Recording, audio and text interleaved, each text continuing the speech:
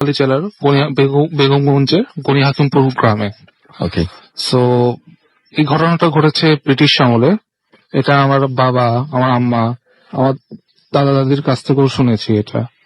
So British এটা actually হয়েছে আমার বাবার দুঃসম্পর্ক এক মামার সাথে। তো ব্রিটিশ আমলে একবার ওনাদের বাড়িতে একজন ফকির বাবা, একটা পঙ্গু টাইপের আর কি ল্যাংড়া ফকির যেটাকে বলা হয়, ওখানে একটু ভিক্ষা করতে গেল, বা যে বলল যে একটু খেতে দেন, আমি অনেক দূর থেকে এসেছি, তা বাড়ির লোকজনদের কাছে কিছু খাওয়া ছিল। কিন্তু আমার বাবার মামারা তখন একটু যৌবন, একটু আমরা তো অনেকেও ভুল করে থাকি, তো ওনারা কি করলো, ওই বৃদ্ধ ফকিরটার লাঠিটা নিয়ে গেল এবং একটু আরেকটা ফেরত দিল না। তার ফলে কি হলো, উনি পড়ে গেল, ফেরত দিল না, একটু ফাজলামি টাইপের কাজ করলো, হাসি তামাশা করলো। তো একটা সময় লাঠিটা তারা খেলতে খেলতে ভেঙে ফেলে। তো তখন বৃদ্ধ ফকির বাবা বললো যে আমি ল্যাংড়া মানুষ, তোমরা আমার সাথে এই কাজটা করলা, তো আমি তোমাদের একটা অভিশাপ দিয়ে দিচ্ছি। তোমাদের বাড়িতে যত ছেলে মেয়ে না থাকুক, তাদের কারণ 7 পুরুষ পর্যন্ত কোনো না কোনো সন্তান ল্যাংড়া হবে। তো তো সবাই তখন এটা হালকা ভাবে নেয়। তো এটা একটা টাইমে তারা হেসেই উড়িয়ে দেয়। কিন্তু কিছুদিন পর আমার আব্বার বড় মামা বিয়ে করেন, কিন্তু উনি এখন নেই, উনি ইন্তেকাল করেছেন অনেক 20-30 বছর হয়ে গেছে। তো ওনার প্রথম সন্তানই ছেলে হলো, কিন্তু ল্যাংড়া। আচ্ছা। কিছুদিন পর আমার আব্বার ছোট মামারও বিয়ে হয়, এটারও পাকিস্তান আমলে। তো তখনও দেখা গেল তার দুই ছেলে এক মেয়ে আছে। তার যে ছোট মেয়ে, সেটা ল্যাংড়া, একটু প্রতিবন্ধী টাইপের হয়। আচ্ছা। এটা ওই ফ্যামিলি আরো বেশ কয়েকজনের সাথে হলো। তো এটা এখনো চলে আসছে। এটা এখনো বন্ধ করার কোনো উপায় পাওয়া যায় না? সাথে কথা হয়েছিল, তো উনি বললো যে লোকটা অভিশাপটা দিছে, সে মানে খুব নামাজি লোক ছিল। আল্লাহ মানে তার যে কষ্টটা থেকে, সে যে কষ্ট, সেটা আল্লাহর কাছে সহ্য হয় নাই। মানে সে খুব কষ্ট থেকে আর কি এই অভিশাপটা দিছিল, যার ফলে এটা বন্ধ করা একমাত্র আল্লাহ ছাড়া কারোর কাছেও মানে সম্ভব না। আপনারা যেটা করতে পারেন, আল্লাহর কাছে হাত তুলুন, ক্ষমা চান। আল্লাহ মাফ করুন। আমরা আপনার পরবর্তী ঘটনায় যাব, আপনার কাছে আসছি আবার। তার আগে আমি একটা ছোট ঘটনা বলি। সেই ঘটনাটা খুবই অন্যরকম, একটু অদ্ভুত টাইপের ঘটনা। এবং আমরা জানি যে অনেক সময় আমরা বিশ্বাসও করি যে আমাদের আপনজন যখন পৃথিবী থেকে চলে যায়, তারপরে কিছু মানে এক একজনের সাথে এক এক ধরনের ঘটনা ঘটে। আমি চেয়েছিলাম খুব বেশি রকম, যিনি এই ঘটনাটি পাঠিয়েছেন তাকে স্টুডিওতে হাজির করতে, বাট যেহেতু রাতের প্রোগ্রাম, তিনি আসতে পরে রাজি হননি, বা সামহাউ তিনি রাজি হননি। আমার সাথে কথা হয়েছে, বাট তিনি রাজি হননি শেষ পর্যন্ত। তিনি রাজি হয়েছেন, তার ফ্যামিলির লোকজন রাজি হন না আর কি। তো আমরা সরাসরি তার ঘটনায় চলে যাচ্ছি, এবং ঠিক যেভাবে লিখেছেন তিনি সেভাবে পড়ছি। উনি লিখছেন, আসসালামু আলাইকুম রাসেল ভাইয়া, নিশ্চয়ই আল্লাহর রহমতে ভালো আছেন। এত রাতে স্টুডিওতে এসে বলা সম্ভব নয়, তাই লিখে পাঠালাম। যদি ভালো লাগে তাহলে পড়ে শোনাবেন। ঘটনাটি আমার নানুর সাথে ঘটে যায়। আমার নানা মারা যান 2013 সালে। উনি একদিন রাতে ব্রেইন স্ট্রোক করেন, এবং যেটি কিনা ব্রেইন হ্যামারেজে নামে পরিচিত। আচ্ছা হ্যাঁ, ব্রেইন হ্যামারেজ নামে পরিচিত। সময়টা ছিল 3টার একটু পরে। আমার নানু ব্যাপারটা বুঝতে পেরে বাসার সবাইকে ডেকে তোলেন, এবং যেহেতু তখন রাত, তাই আমার মামারা ভোর হওয়া পর্যন্ত অপেক্ষা করতে থাকেন। হঠাৎ করে নাকি আমার নানু নাকে অনেক সুন্দর একটা আতরের গন্ধ পান। বলে রাখি যে আমার মামারা কেউ আতর ইউজ করতো না, শুধু শুক্রবার ছাড়া। যেহেতু ওই সময় আমার নানার অবস্থা বেশি ভালো ছিল না, তাই নানু আর সেই দিকে বেশি খেয়াল করলেন না, এবং আমার নানাকে নিয়ে ব্যস্ত হয়ে পড়লেন। এরপর আমার নানা 24 দিন হসপিটালে থাকেন, এবং তারপর ইন্তেকাল করেন। অদ্ভুত ঘটনাটা যেটা যে আমি ফিল করছি, সেটা শুধু আমার সাথেই ঘটছে। আমার নানা মারা যাওয়ার পরে ওনাকে হসপিটাল থেকে আনা হয়। গোসল এবং জানাজার নামাজ সম্পূর্ণ করে ওনাকে নানুর বাসার নিচে রাখা হয়। বলে রাখি, বাসাটা 6 তলা বাসা, এবং নানুরা 3 তলায় থাকতেন। হঠাৎ করে আমি সেই বাসাটায়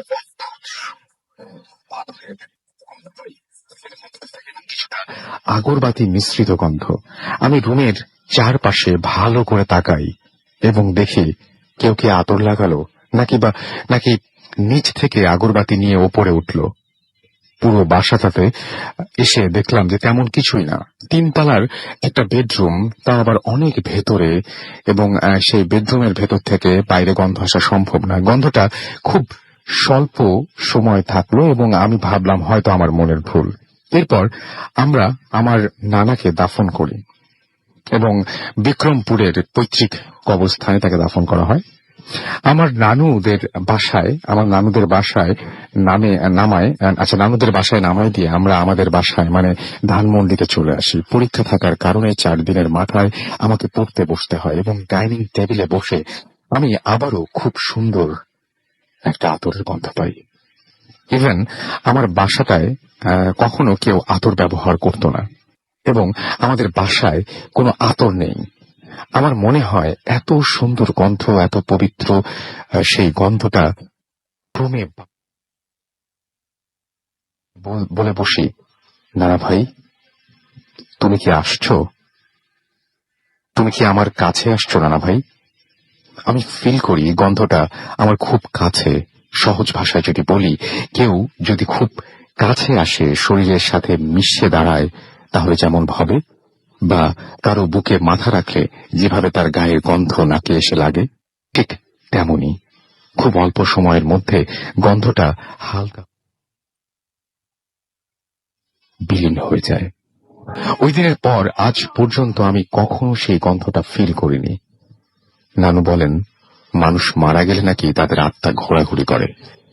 আমি জানি না আসলেই তাই কিনা, তবে এত পবিত্র গন্ধ হয়তো আর আমার নাকে আসবে না। নানু এটাও বলেন, হয়তো যেদিন নানাকে হসপিটালে নিয়ে যাওয়া হয়েছিল সেই দিনই তার নানার জান কবজ করার জন্য আজরাইল চলে আসছিলেন। না হলে এত রাতে কে এত সুন্দর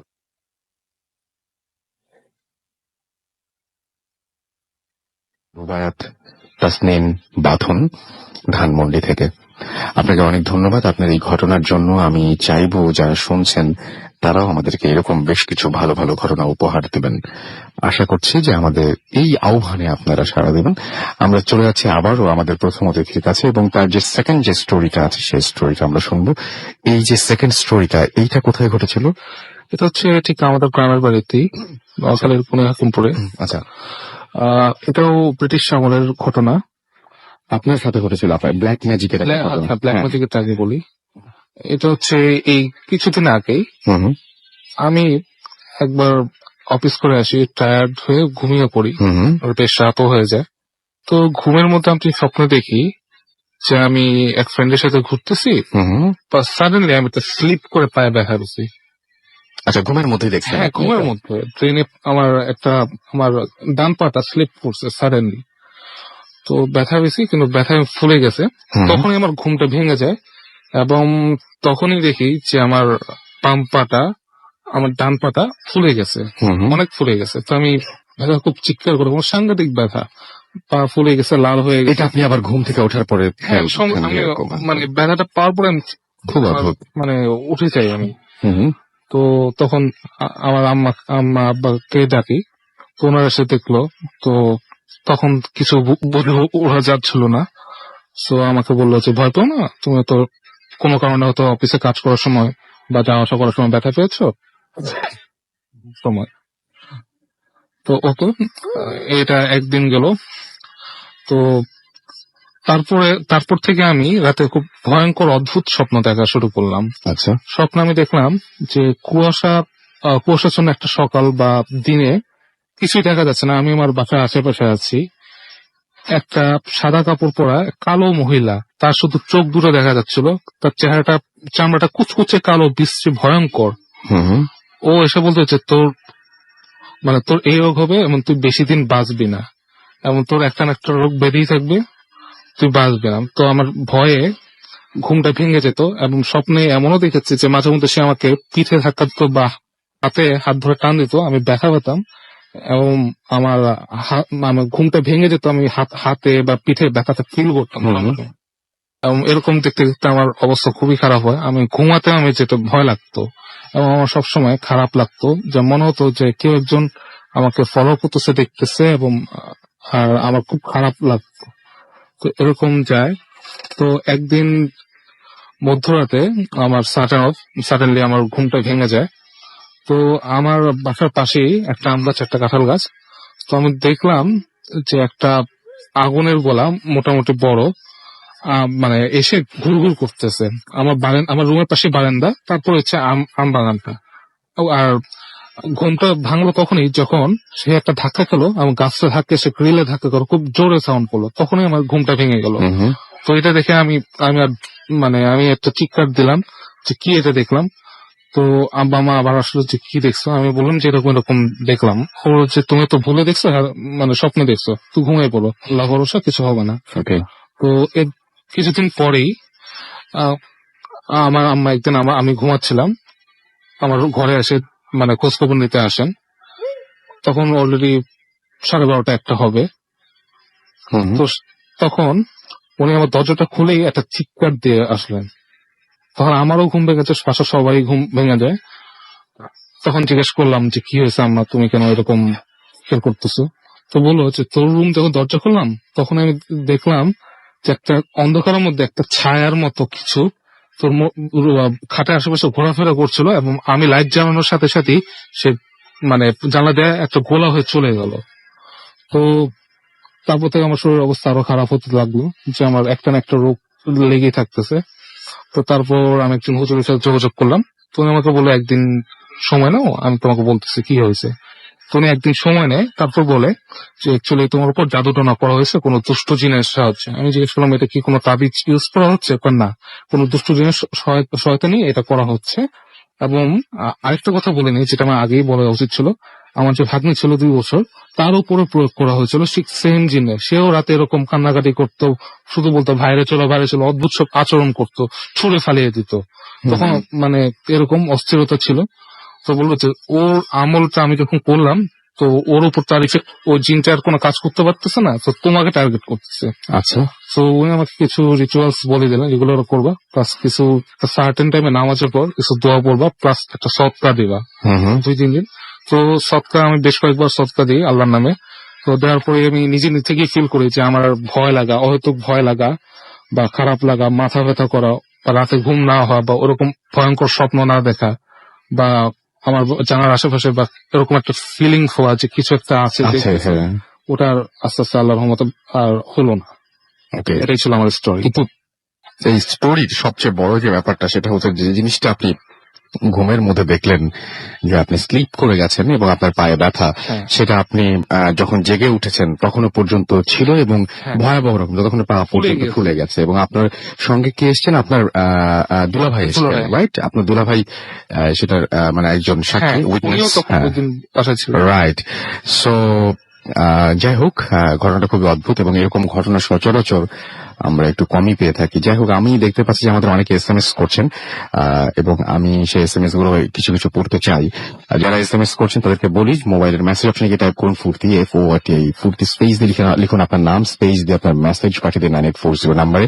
যারা আমাদের ইমেইল করতে চান, সবচেয়ে বেশি জরুরি যেটা, তারা ইমেইল করুন এই ঠিকানায় bhutfm@radiofurti.fm। স্পেলিংটি বলে দিচ্ছি, BHWTFM@radiofurti.fm।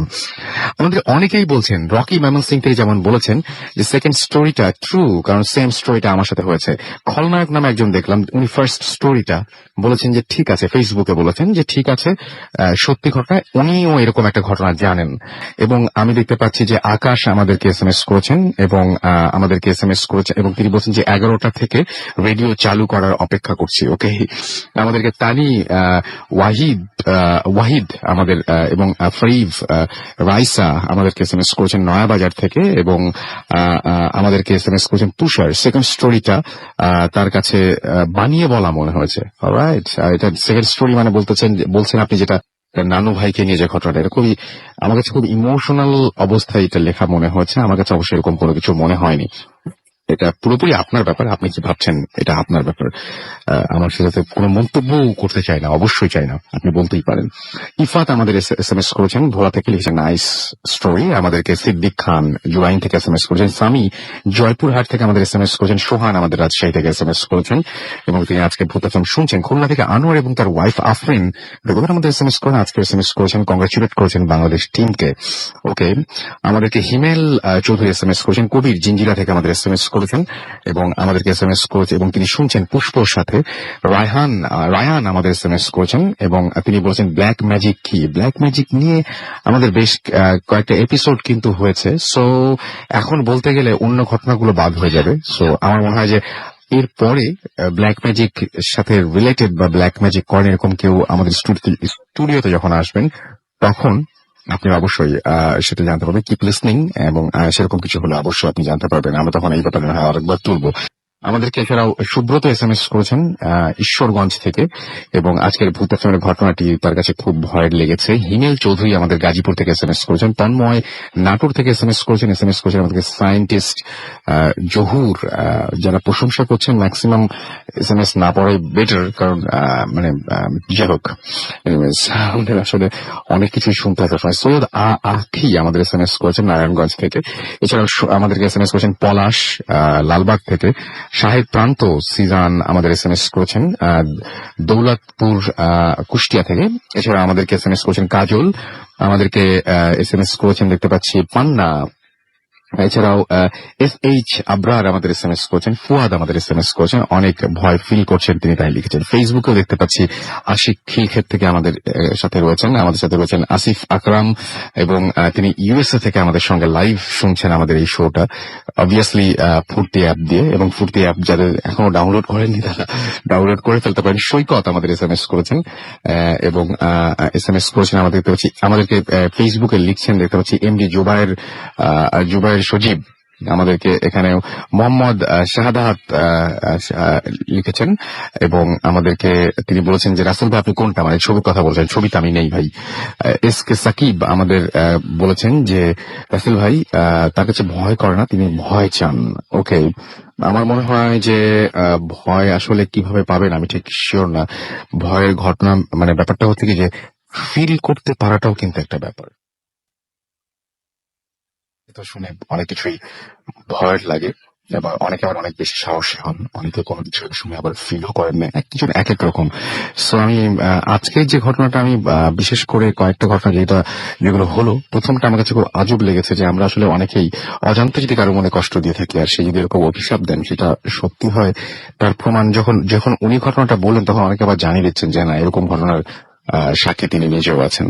খুব ভয়ঙ্কর। কিন্তু পরবর্তীতে যেটা দেখলাম, খুব ক্লোজ একজন মানুষ মারা গেছেন এবং পরবর্তীতে সেই মানুষটি নাকি কোনো না কোনো ভাবে কাছাকাছি এসছেন বা এরকম একটা ব্যাপার ঘটেছে। কিন্তু যাই হোক, আমাদেরকে এছাড়াও দেখতে পাচ্ছি আরো অনেকেই ফেসবুকে লিখছেন। আপনারা যারা আমাদেরকে দেখতে পাচ্ছি যে ডাক্তার ধীমান লিখেছেন কেমন আছেন এবং সবসময় ভালো থাকেন, তারপরেও বললাম।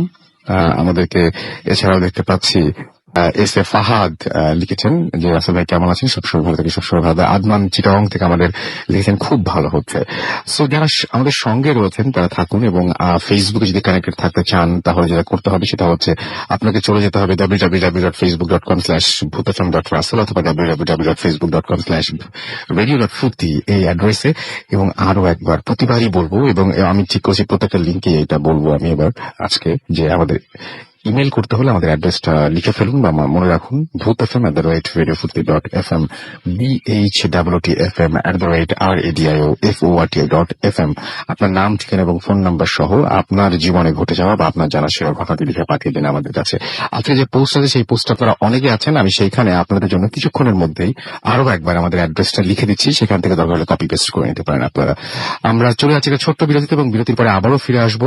সেই পর্যন্ত আমাদের সাথে থাকবেন আশা করছি এবং তারপরে জমজমাট কিছু ঘটনা রয়েছে। Stay tuned to Radio Futi and don't stop the Futi FM.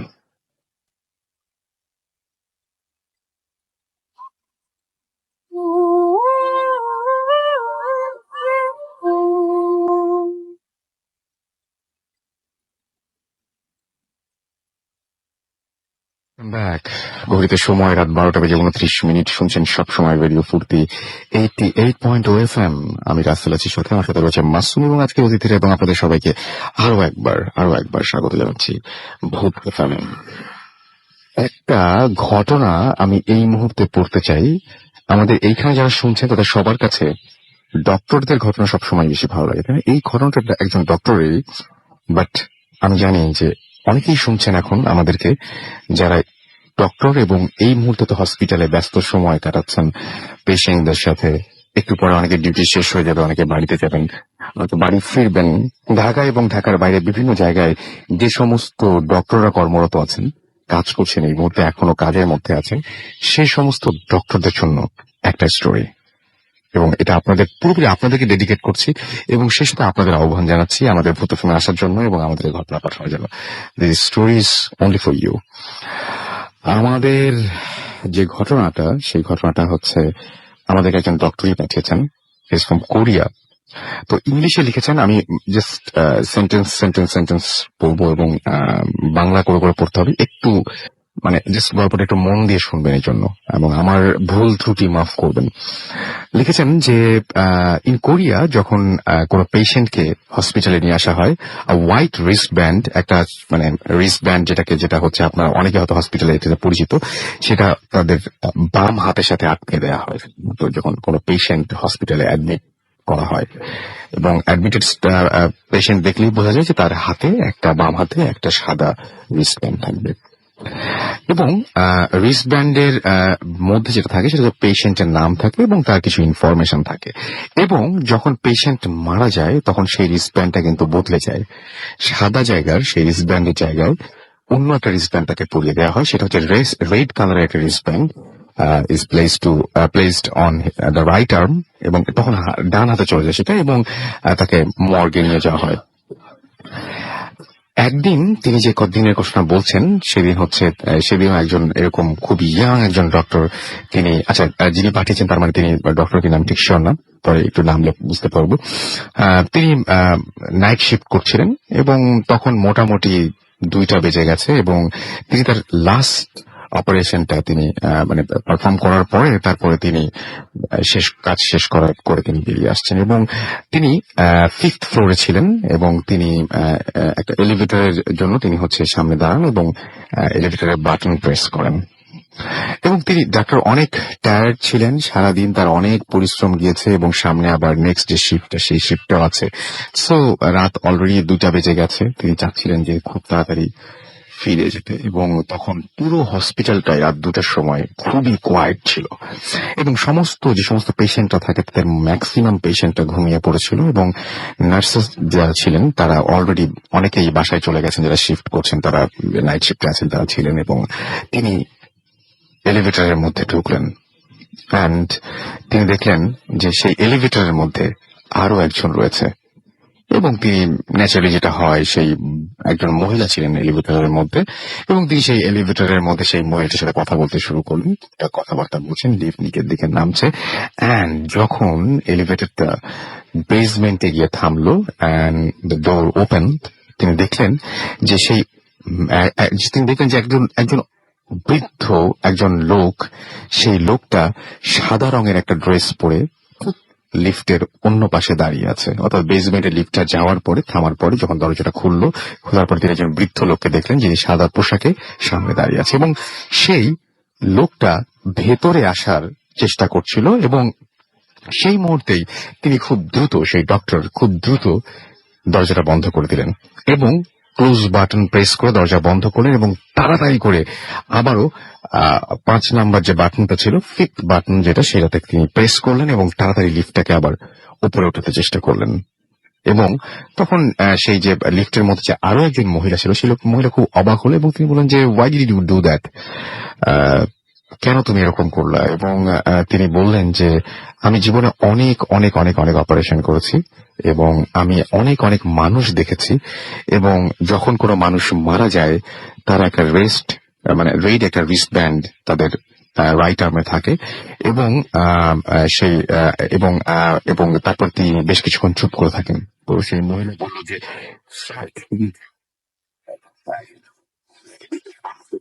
দেখেছো, রাইট?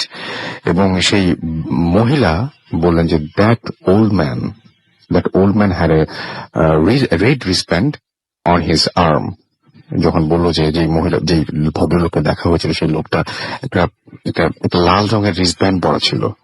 তখন মহিলা বলল লাল রিস্টব্যান্ড, বলে সেই মহিলাটি জাস্ট তার দিকে ঘুরে তার হাতটা দেখালো এবং সেখানে এক্স্যাক্টলি একটা লাল রিস্টব্যান্ড ছিল। সো লিফটের মধ্যে যেই মহিলার সাথে এতক্ষণ তিনি উপর নিচ করছিলেন, একবার উপরে উঠছিলেন এবং নামছেন, সেই মহিলাটাকেও ধরে নেওয়া যায় সেই মহিলাটি মৃত।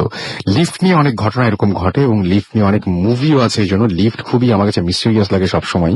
এবং আমার কাছে লিফট খোলার আগের মুহূর্তে ঠিক মনে হয় যে লিফট যেখানে খুলবে সেখানে আসলে খোলার পর আমি কি দেখবো সেখানে। হ্যাঁ, আপনি মানে একজন একভাবে চিন্তা করতে পারেন। কেউ ভাবেন যে, কেউ ভাবতেই পারেন যে মানে জাস্ট কোন একটা এরকম সাদা পোশাকের কেউ দাঁড়িয়ে আছেন। কেউ ভাবতে পারে যে হ্যাঁ, কেউ একজন মেশিন গান নিয়ে আপনাকে একদম কি বলবো তাক করে দাঁড়িয়ে আছেন।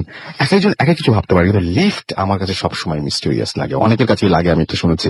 এবং লিফটের মধ্যে যদি এরকম একটা ঘটনা ঘটে, যারা বিশেষ করে এখন ডক্টর, তাদেরকে বলবো যে মানে ভয়ঙ্কর, কিন্তু যে আপনি এখন ডিউটি শেষ করার পরে হুনোস যে আপনি এরকম একটা ঘটনা এক্সপেরিয়েন্স করবেন না, আপনার মধ্যেও লিফটে ঠিক এরকম কোন একজনের সাথে দেখা হয়েছে। মানে এমডি সারোয়ার জাহান এই ঘটনাটি পাঠিয়েছেন আমাদেরকে। থ্যাংক ইউ ভেরি মাচ আমাদের সঙ্গে থাকার জন্য। এন্ড আপনারা যারা এরকম ঘটনা পাঠাতে চান তারা ডেফিনেটলি আপনারা আমাদেরকে এই ঘটনাগুলো ইমেল করে পাঠিয়ে দেবেন। আমরা যাচ্ছি আমাদের সেকেন্ড অতিথির কাছে এবং তার কাছ থেকে আমরা একটা ঘটনা শুনবো, যে ঘটনাটি ঘটেছে ঈশ্বরদীর কাছাকাছি কোনো একটা জায়গায়। সো আপনার নামটা একটু প্লিজ বলবেন, কোথা থেকে এসেছেন, তারপর আপনার ঘটনাটা আমরা শুনবো। হ্যালো, আমি লিটন বলছি, মিরপুর শেয়ারপোর্ট থেকে এসেছি।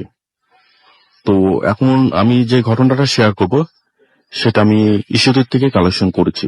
আমরা মনে হয় আপনি না দেখে বললে ভালো হয়, আমরা যেভাবে শুনেছি সেভাবে আপনি বলেন। আচ্ছা, আমার একটা বড় আম বাগান আছে ঈশ্বরদীতে। তো সেই বাগানের 60 থেকে 65 বছরের একজন বৃদ্ধ ও তার ছেলে কাজ করে। তো মাসের প্রথম দিকে আমি আমার বাগানে গিয়েছিলাম আমের মুকুল দেখার জন্য। আচ্ছা, তো আলহামদুলিল্লাহ গাছে অনেক মুকুল ছিল। তো সেই মুকুল টুকুল দেখে আমার ভীষণ ভালো লেগেছিল। তো আমার ওখানে যে লোকটা কাজ করে ওনার নাম হচ্ছে মুক্তার। তো আমি ওনাকে মুক্তার মামা বলে ডাকি। আচ্ছা, এবং মুক্তার মামার ছেলে বিপ্লব, সেও আমার বাগানে কাজ করে। আচ্ছা। তো মামার সাথে কথা বলতে বলতে একবার আমি মামাকে বললাম, আচ্ছা মামা, আপনি যে রাতের বেলা আমাদের আম বাগানটা ভাড়া দেন, আপনার ভয়টা লাগে না? তো মামা বলল, ভয়টা তো পাই না। তো আমার জীবনে আমি একবারই ভয় পাইছিলাম, যে ভয়টা এখনো মনে করলে আমার শরীরে পছন্দ দাঁড়িয়ে যায়। তো মামাকে আমি বললাম, মামা কি ধরনের ভয় পাইছিলেন, তো আপনার ঘটনা আমাকে শেয়ার করবেন? তখন মামা বললো, ঠিক আছে, আমি তাহলে আপনাকে আমার ঘটনাটা বলছি। তো 1982 সালের দিকের ঘটনা। তখন আমি মোলাডুলিতে থাকতাম। তো মোলাডুলিতে আমাদের ওখানে একটা বিল ছিল। সো বর্ষাকালে সেই বিলে পানিতে ভরে যেত। আচ্ছা, তো সেই সময়টা ছিল অমাবস্যা এবং পানি আস্তে আস্তে একটু কমতে শুরু করেছে। তো আমি পেশায় তখন ছিলাম জেলে, মানে সবসময় বিলে মাছটা ধরতাম। এই মাছ ধরাটা আমার খুব ভালো লাগতো। তো আমি সেদিন আমার ছেলে বিপ্লবকে বললাম, বিপ্লব, আজকে আমরা রাতেবেলা মাছ ধরতে যাব, তুমি সবকিছু রেডি করে রেখো, আমরা রাতেবেলা রওনা দিব। তো সেদিন রাতের বেলা 9টা কি রাত 10টা বাজবে, আমি আমার ছেলে বিপ্লব হারিকেন, পাতিল এবং নৌকার বৈঠা এবং আমাদের মাছ ধরার জালটা নিয়ে আমি আমার বিপ্লব হাঁটা শুরু করলাম। তো গ্রামের রাত 9টা 10টা মানে হচ্ছে মধ্যরাত। আর সেই সময় ওই গ্রামে কারেন্ট ছিল না, তার মানে সবাই ঘুমিয়ে পড়ছে এবং একটু হারিকেন নিয়ে আমরা দুজন যাচ্ছি। একটু ভয়ঙ্কর আমার নিজেদের কাছেও লাগছে। যাই হোক আমরা 10-15 মিনিট হাঁটার পরে আমরা ওই বিলের কাছাকাছি এসে পৌঁছালাম। পৌঁছে আমি বিলের চারদিকে তাকিয়ে দেখলাম যে কোনো মানুষ দেখা যাচ্ছে না, কেউ মাছ ধরতে আসেনি, পুরা বিলটা হচ্ছে জনমানব শূন্য। তো এইটার দিকে আমার ভীষণ ভালো লাগলো এবং আমার ছেলেও খুব খুশি হলো। যে ছেলেটা বলতে লাগলো যে বাবা, আজকে মনে হয় বিলে অনেক মাছ পাবো, যেহেতু মানুষজন খুব কম। তো আমরা হারিকেন, তারপর পাতিল আর বৈঠা আর জালটা নৌকার মধ্যে রাখলাম। দেখে আমি আমার ছেলে নৌকাতে উঠে বসলাম এবং আমি বৈঠাটা নিয়ে আস্তে আস্তে করে নৌকাটা চালিয়ে একদম বিলের মাঝখানে চলে গেলাম। যাওয়ার পর আমি পানি দেখতে লাগলাম, যে পানিতে মাছ, মানে আমরা তো জেলে, তো যে পানির দিকে তাকালে বুঝতে পারি কোথায় মাছ আছে। তো তা আমি জালটা নিয়ে ওইদিকে তাকাতে লাগলাম। একটু পর লক্ষ্য করে দেখলাম যে এখানে জাল পাতলে আমি মাছ পাবো। তো জালটা আমি ছুঁড়ে মারলাম। ছুঁড়ে মারার 1-1.5 মিনিট পরে আমি আস্তে আস্তে আস্তে করে জালটা পানির থেকে উপরে তুলে নৌকাতে উঠলাম, এবং আমার এতই ভালো লাগলো যে জাল পুরাটাই মাছে ভরে গেছে, এবং আমার ছেলেও মহা খুশি। তো জাল থেকে সেই মাছগুলো আমরা বের করে সবগুলো মাছ আমরা পাতিলের ভিতরে রাখলাম। তারপর নৌকাটা আমি একটু ঘুরিয়ে বইটাটা নিয়ে টানতে টানতে একটু পশ্চিম দিকে গেলাম। যাওয়ার পরে ওখানেও আমি পানি দেখলাম। পানি দেখার পরে আমি বুঝতে পারলাম যে এখানে ভালো মাছ আছে। তখন আমি ওই জালটা নিয়ে আবার ওই পানির মধ্যে ছুঁড়ে মারলাম। মারার কিছুক্ষণ পর আমি যখন জালটা টানতে যাব, কিন্তু জালটা টেনে উপরে উঠাতে পারছি না, এবং এক জায়গায় জালটা স্থির রয়েছে। আমি অনেক চেষ্টা করতেছি, তারপর জালটা টেনে উপরে তুলতে পারছি না। তখন আমি আমার ছেলেকে চিৎকার করে ডাকলাম, বিপ্লব বিপ্লব এদিকে আসতো, জালটা ধরে টান দে। বিপ্লব সাথে সাথেই আমার কাছে চলে আসলো, এসে দুজনে ধরে জাল টানতে লাগলাম। অনেক টানাটানি করার পর জালটা আপনি আস্তেই করে কি যেন ধরেছিল ওখানে, মানে ছেড়ে দিল। আস্তেই করে আমরা দুজন জালটা টেনে উঠলাম উপরে। নৌকার উপরে উঠিয়ে দেখলাম যে জালের মধ্যে কোনো মাছ নেই, এবং আমার কেন যেন মনে হয়েছিল জালটা ওখানে কেউ টেনে ধরে রেখেছিল, অথবা জালটা কিছুর মধ্যে আটকিয়ে ছিল। যদি জালটা কিছুর মধ্যে আটকিয়ে থাকে, জালটা ছিঁড়ে যাওয়ার কথা ছিল, কিন্তু জালটা কোনো ছিঁড়ে যায় না, এবং একদম জালটা যেরকম ছিল এরকমই। যাই হোক, তো আমি আবার নৌকাটা চালিয়ে একটু পূর্ব দিকে গেলাম মাছ ধরার জন্য। তো পূর্ব দিকে যাওয়ার পর আমি পানি দেখে বুঝলাম যে এখানে মাছ পাওয়া যাবে। আমি আবার জালটা পাততে লাগলাম।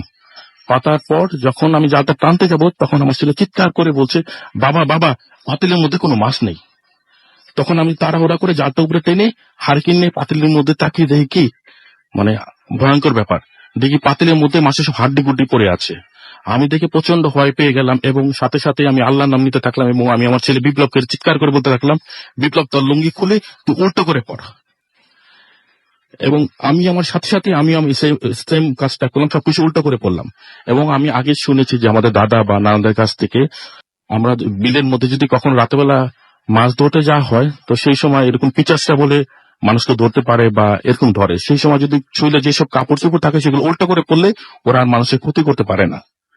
যাই হোক, আমি সাথে সাথে আল্লাহর নাম নিতে নিতে নৌকা চালাতে চালাতে একদম তীরে ফিরে আসলাম। আসার পরে যখন আমি আমার ছেলে নৌকা থেকে নামলাম, নামার পর হারিকেন নিয়ে যখন আবার ওই পাতিলের দিকে তাকালাম, যেটা দেখলাম আসলে ওই ঘটনা দেখার জন্য আমরা অতটা প্রস্তুত ছিলাম না। দেখি কি পাতিলের মধ্যে কয়েকটা সাপ ফনা তুলে আমাদের দিকে তাকিয়ে আছে। এইটার দিকে তো আমি প্রচন্ড ভয় পেয়ে গেলাম। আমি আমার ছেলে দৌড়াতে দৌড়াতে সবকিছু রেখে দৌড়াতে দৌড়াতে আমাদের বাড়িতে চলে আসলাম। আসার পরে ওই গ্রামের লোকজন যারা ছিল তাদের সবার সাথে ঘটনাটা বলা বলি করে তাদেরকে নিয়ে আবার সেই বিলের কাছে আসলাম। বিলের কাছে আসার পরে আমরা নৌকা দেখলাম, পাতিল দেখলাম, তারপর আমাদের জালটা পড়ে আছে, সবকিছু পড়ে আছে, কিন্তু হারিকেন নাই। আমরা পাতিলের দিকে ভালো করে তাকিয়ে লক্ষ্য করলাম, পাতিলের ভিতরে আমরা যে মাছগুলো ধরেছিলাম সেই মাছগুলি রয়ে গেছে। তো গ্রামের লোকজন আমাকে তখন বলা বলি করতে লাগলো যে তোকে পথ ভোলা ধরেছিল, যার দরুন তুই এরকম উল্টাপাল্টা জিনিস দেখেছিস। তো আসলে এটাই ছিল আমার ঘটনা। ওকে, অনেক ধন্যবাদ আপনাকে। এবং আমরা অলরেডি অনেকগুলো এসএমএস পেয়ে গেছি এবং দেখতে পাচ্ছি একের পর এক এসএমএস আসছে। খায়রুল ইসলাম আমাদের এসএমএস করেছেন, এবং ফার্স্ট তিনি আমাদের এসএমএস করলেন। সাদ্দাম হোসেন আমাদের ময়মনসিংহ থেকে এসএমএস করেছেন, তিনি ভয় পাচ্ছেন এবং তবে লাইট জ্বালানো আছে। সিয়াম আমাদের এসএমএস করেছেন আমাদেরকে প্রণয়, এবং অনেকদিন পর তিনি ভূত এফএম শুনছেন, ওয়েলকাম ব্যাক, এবং আশা করছি এখান থেকে রেগুলার আপনাকে পেয়ে যাবো। এশা বালিয়াপুকুর রাজশাহী থেকে লিখেছেন যে ঘটনাগুলো তার কাছে ভালো লাগছে এবং ডক্টরের কাহিনীটা জোস। আনিকা মাইশা আমাদের এসএমএস করেছেন ফ্রম নারায়ণগঞ্জ, এবং তিনি আমাদের প্রান্ত দেব এসএমএস করেছেন শ্রীমঙ্গল থেকে, খুব ভালো লাগছে তার কাছে। নাদিম সিলেট থেকে আমাদের এসএমএস করেছেন এবং তার কাছে খুব ভালো লাগছে। মিল্টন বাবু আমাদের এসএমএস করেছেন আরিফ, এবং তিনি আমাদের স্টুডিওতে এসে ঘটনা শেয়ার করতে চান। কিভাবে করবেন এটা আমার কাছে জানতে চেয়েছেন। আপনি আমাদের ফেসবুক পেজে যদি ইমেল করতে পারেন তাহলে খুবই ভালো, এবং আমাদের ইমেল অ্যাড্রেস হচ্ছে bhutfm@radiofurti.fm, which is BHWTFM@radiofurti.fm। আপনার নাম, ঠিকানা এবং ফোন নাম্বার সহ আপনার জীবনে ঘটে যাওয়া বা আপনি যে ঘটনাটি পাঠাতে যাচ্ছেন সেই ঘটনাটি পাঠিয়ে দিতে হবে আমাদের কাছে। যদি আপনার ইমেল অ্যাড্রেসটি বুঝতে সমস্যা হয়, আমাদের ফেসবুক পেজে চলে যান, www.facebook.com/radio.furti, RADIOFORTI, অথবা চলে যান www.facebook.com/bhutfm.russell। এখানে আপনার স্ট্যাটাসের মধ্যে আপনি পেয়ে যাবেন আমার নামের স্পেলিং হচ্ছে RUSSELL। এখানে আপনি পেয়ে যাবেন সেই লিঙ্কটা, সেই অ্যাড্রেসটা, এবং সেই অ্যাড্রেসটা আপনি কপি পেস্ট করে আপনি আমাদেরকে ইমেল করে আপনার ঘটনাটি পাঠিয়ে দিতে পারেন। মেইল যেভাবে করেন সেভাবে ঘটনা লিখলেই চলবে, এর চাইতে সহজ করে আর আমি বুঝাতে পারছি না, বাট আমার মনে হয় যে আপনারা বুঝতে পেরেছেন। আমাদেরকে এছাড়াও দেখতে পাচ্ছি আবরার এসএমএস করেছেন আমাদেরকে এফএম মিরপুর থেকে। এছাড়াও রিদওয়ান সহ আরো অনেকে আমাদের এসএমএস করেছেন। দেখি ফুর্তির ফেসবুক পেজে কে কি লিখছেন। আচ্ছা, অনেকে লিখছেন যে আমাদেরকে এখানে দেখতে পাচ্ছি যে কোরিয়ান স্টোরিটা নিয়ে অনেকে লিখছেন, অনেক কাছে ভালো লেগেছে। রাইট, আমাদেরকে দেখতে পাচ্ছি যে অর্জুন কুমার ধর লিখেছেন যে ভূতফিল্মের সাথে আছে এবং কথা দিচ্ছি প্রতিবারের মতো এবারও শেষ পর্যন্ত থাকবো। Thank you very much. Kona আমাদেরকে সাথে লিখেছেন যে এটা কোন রেডিওতে হচ্ছে। কণা, এটা রেডিও ফুর্তি 88.0 FM এ হচ্ছে। ওকে, অলরাইট, আপনি যে পেজে রয়েছেন সেই পেজেই তো লেখা আছে এটা কোন রেডিওর পেজে। ওকে, আমাদেরকে এমডি রাফি খান লিখেছেন যে তার কাছে অবশ্য ভয় লাগছে না। মির্জা আব্দুল্লাহ আমাদের লিখেন চতুর্থ ঘটনাটাও অনেক ভালো, থ্যাংক ইউ সো মাচ। আমাদেরকে বিপ্লব বর্মন লিখেছেন যে আলো কমিয়ে তিনি একটা পরিবেশ তৈরি করে এখন শুনছেন আমাদেরকে। এছাড়াও দেখতে পাচ্ছি রাকাত এসএমএস করেছেন এবং আমাদেরকে এখন তার কাছে ভালো লাগছে। আনিক আমাদেরকে এখানে এসএমএস বলছি কমেন্ট করছেন আমাদেরকে। এছাড়াও দেখতে পাচ্ছি যে ইফতেখার ইভান লিখেছেন যে এই মুহূর্তে মানে আমি কেন এরকম একটা মানে আমি তার লেখাটা বুঝতে পারিনি, আপনারা একটু পড়ে দেখতে পারেন। তিনি বলেছেন স্টুডেন্টরা যখন মেডিকেল স্টুডেন্টরা যখন পড়াশোনা নিয়ে ব্যস্ত সেই সময় এরকম কাহিনী বলার কারণ কি, এরকমটা কিছু হয়তো জানতে চেয়েছেন তিনি। আমাদেরকে হুমায়ুন কবির লিখেছেন অনেক ভয় পাইছি ভাই। আচ্ছা, আমাদেরকে এছাড়াও দেখতে পাচ্ছি মিঠুন সাহা লিখেছেন যে ভাই আমি কবে আসবো, আপনি যেদিন ঘটনা পাঠাবেন তার পরের সপ্তাহে। ওকে, প্রীতম আমাদেরকে কমেন্ট করেছেন এখানে, আরো অনেকেই কমেন্ট করছেন। আপনি যদি মানে এখানে কমেন্ট করেন তাহলে অবশ্যই চলে যান আমাদের এই পেজগুলোতে। যাই হোক, আমাদের আবারও একটা ছোট্ট বিরতিতে যেতে হবে এবং বিরতির পরে আমরা আবারও নতুন ঘটনা নিয়ে ফিরে আসবো। সো সেই পর্যন্ত আশা করছি আমাদের সঙ্গেই থাকবেন। স্টে টিউন টু রেডিও ফুর্তি অ্যান্ড ডোন্ট স্টপ দ্য ফুর্তি। ফিরে আসছি জ্যাস একটু পরে। ভূত FM, the night comes alive.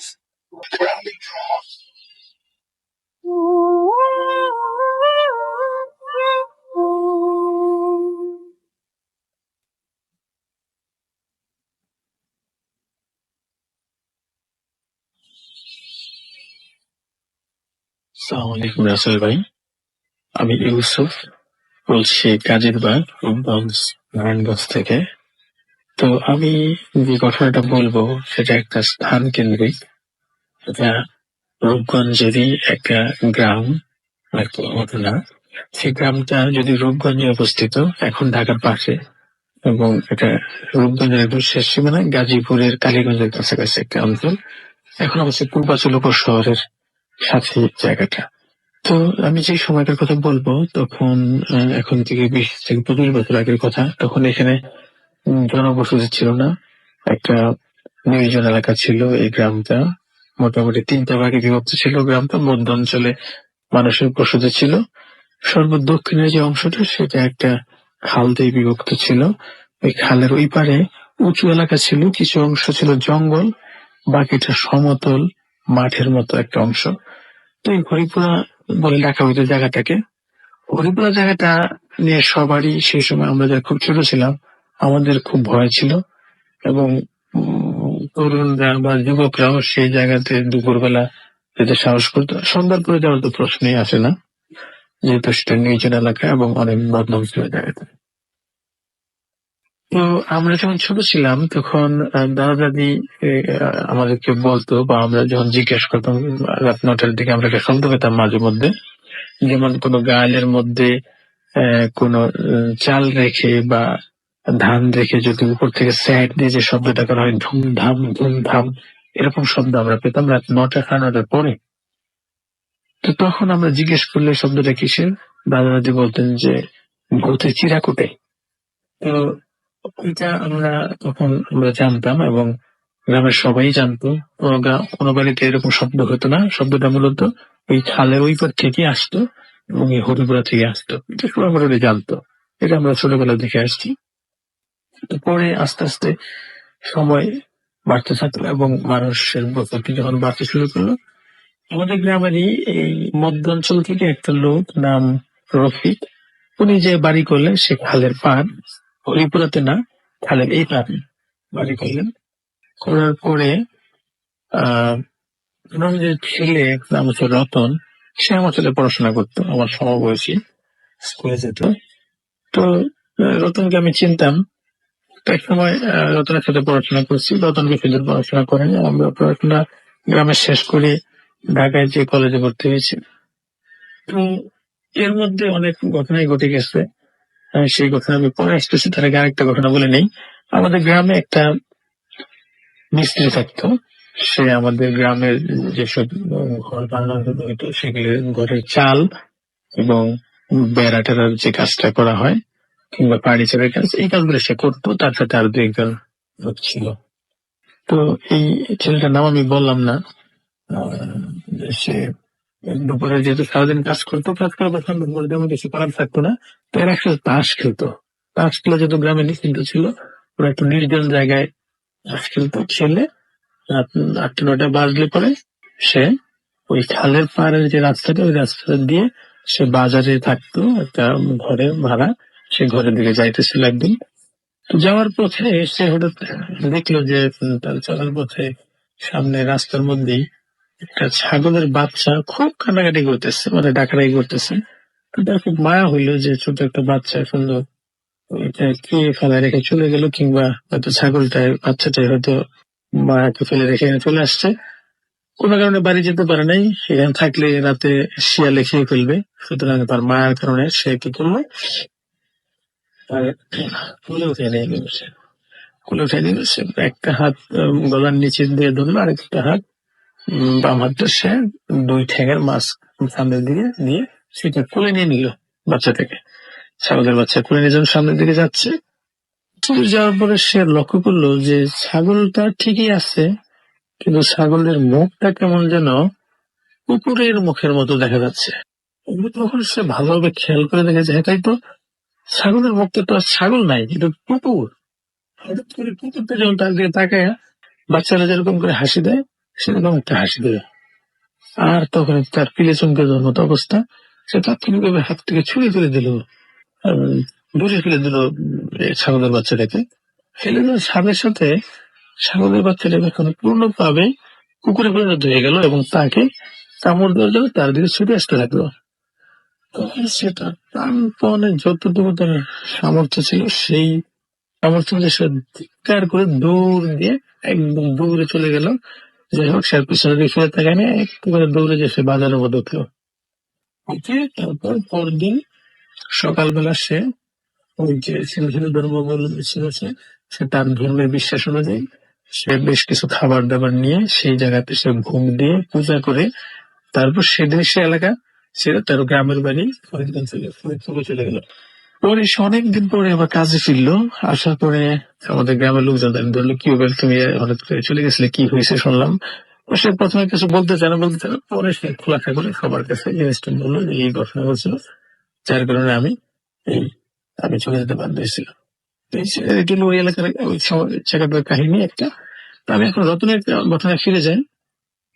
Ratan তখন 14-15 বছর বয়স, তরুণ। রতনের স্বাস্থ্য ভালো এবং শক্তিশালী ছেলে সে। তা আমি তখন কলেজে পড়ি ঢাকায়, রতন বাড়িতেই থাকে। রতন একদিন তার বাড়ি থেকে বের হয়েছে, তার বাড়ি যেহেতু খালের পার, বের হয়ে সন্ধ্যার দিকে সে ওই খাল পানি কম, সে পার হয়ে সে ওই দিকে উপরের দিকে উঠে সে হরিপুরের দিকে যাওয়া শুরু করলো। কাজে যাচ্ছে কিংবা কাজ ছিল, হয়তো কাজে যেতে পারে। একটু ডান পিছিয়ে টাইপের ছেলে, কারো কথা টথা শোনে না। যাওয়ার পরে একটু দূর উপরে ওঠার পরে দেখে যে একজন মানে বৃদ্ধ লোক, মাথায় টুপি, আলখাল্লা পরা, সাদা, তো গাড়ি থেকে আসছে, খুব সৌম্য চেহারার। তো যাওয়ার পরে সেই লোকটা বলেছে যে কোথায় যাচ্ছ? বলছে আমি একটু সামনে যাবো, হরিপুরা যাবো। কয় না, তোমার হরিপুরা যাওয়ার দরকার নাই, তুমি লেখায় চলে যাও, চলে যাও, ঘরে চলে যাও। তো সে কোনো কেয়ার করলো না। বললাম তো সে একটু ডান দিকে যেতে, সেটাকে পাত্তা না দিয়ে সে সামনের দিকে চলে গেল হাঁটতে হাঁটতে। যখন সে উপরের দিকে উঠে সেই সমতল জায়গাতে যে পৌঁছেছে সাইডে, তখন সে খুবই মানে আশ্চর্যের সাথে সে তাকে দেখলো যে এই যে মাঠটা আছে, মাঠটা ভর্তি শুধু মানুষ।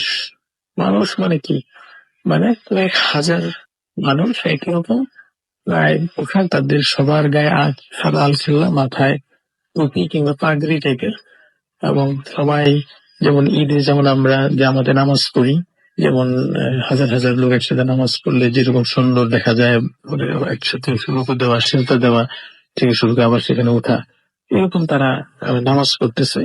এবং তারা একটা জমায়েতের মতো তারা একসাথে হয়ে তারা মানে একটা সুন্দর একটা পরিবেশের সৃষ্টি করছে, একটা গম গম শব্দ হচ্ছে সেখানে।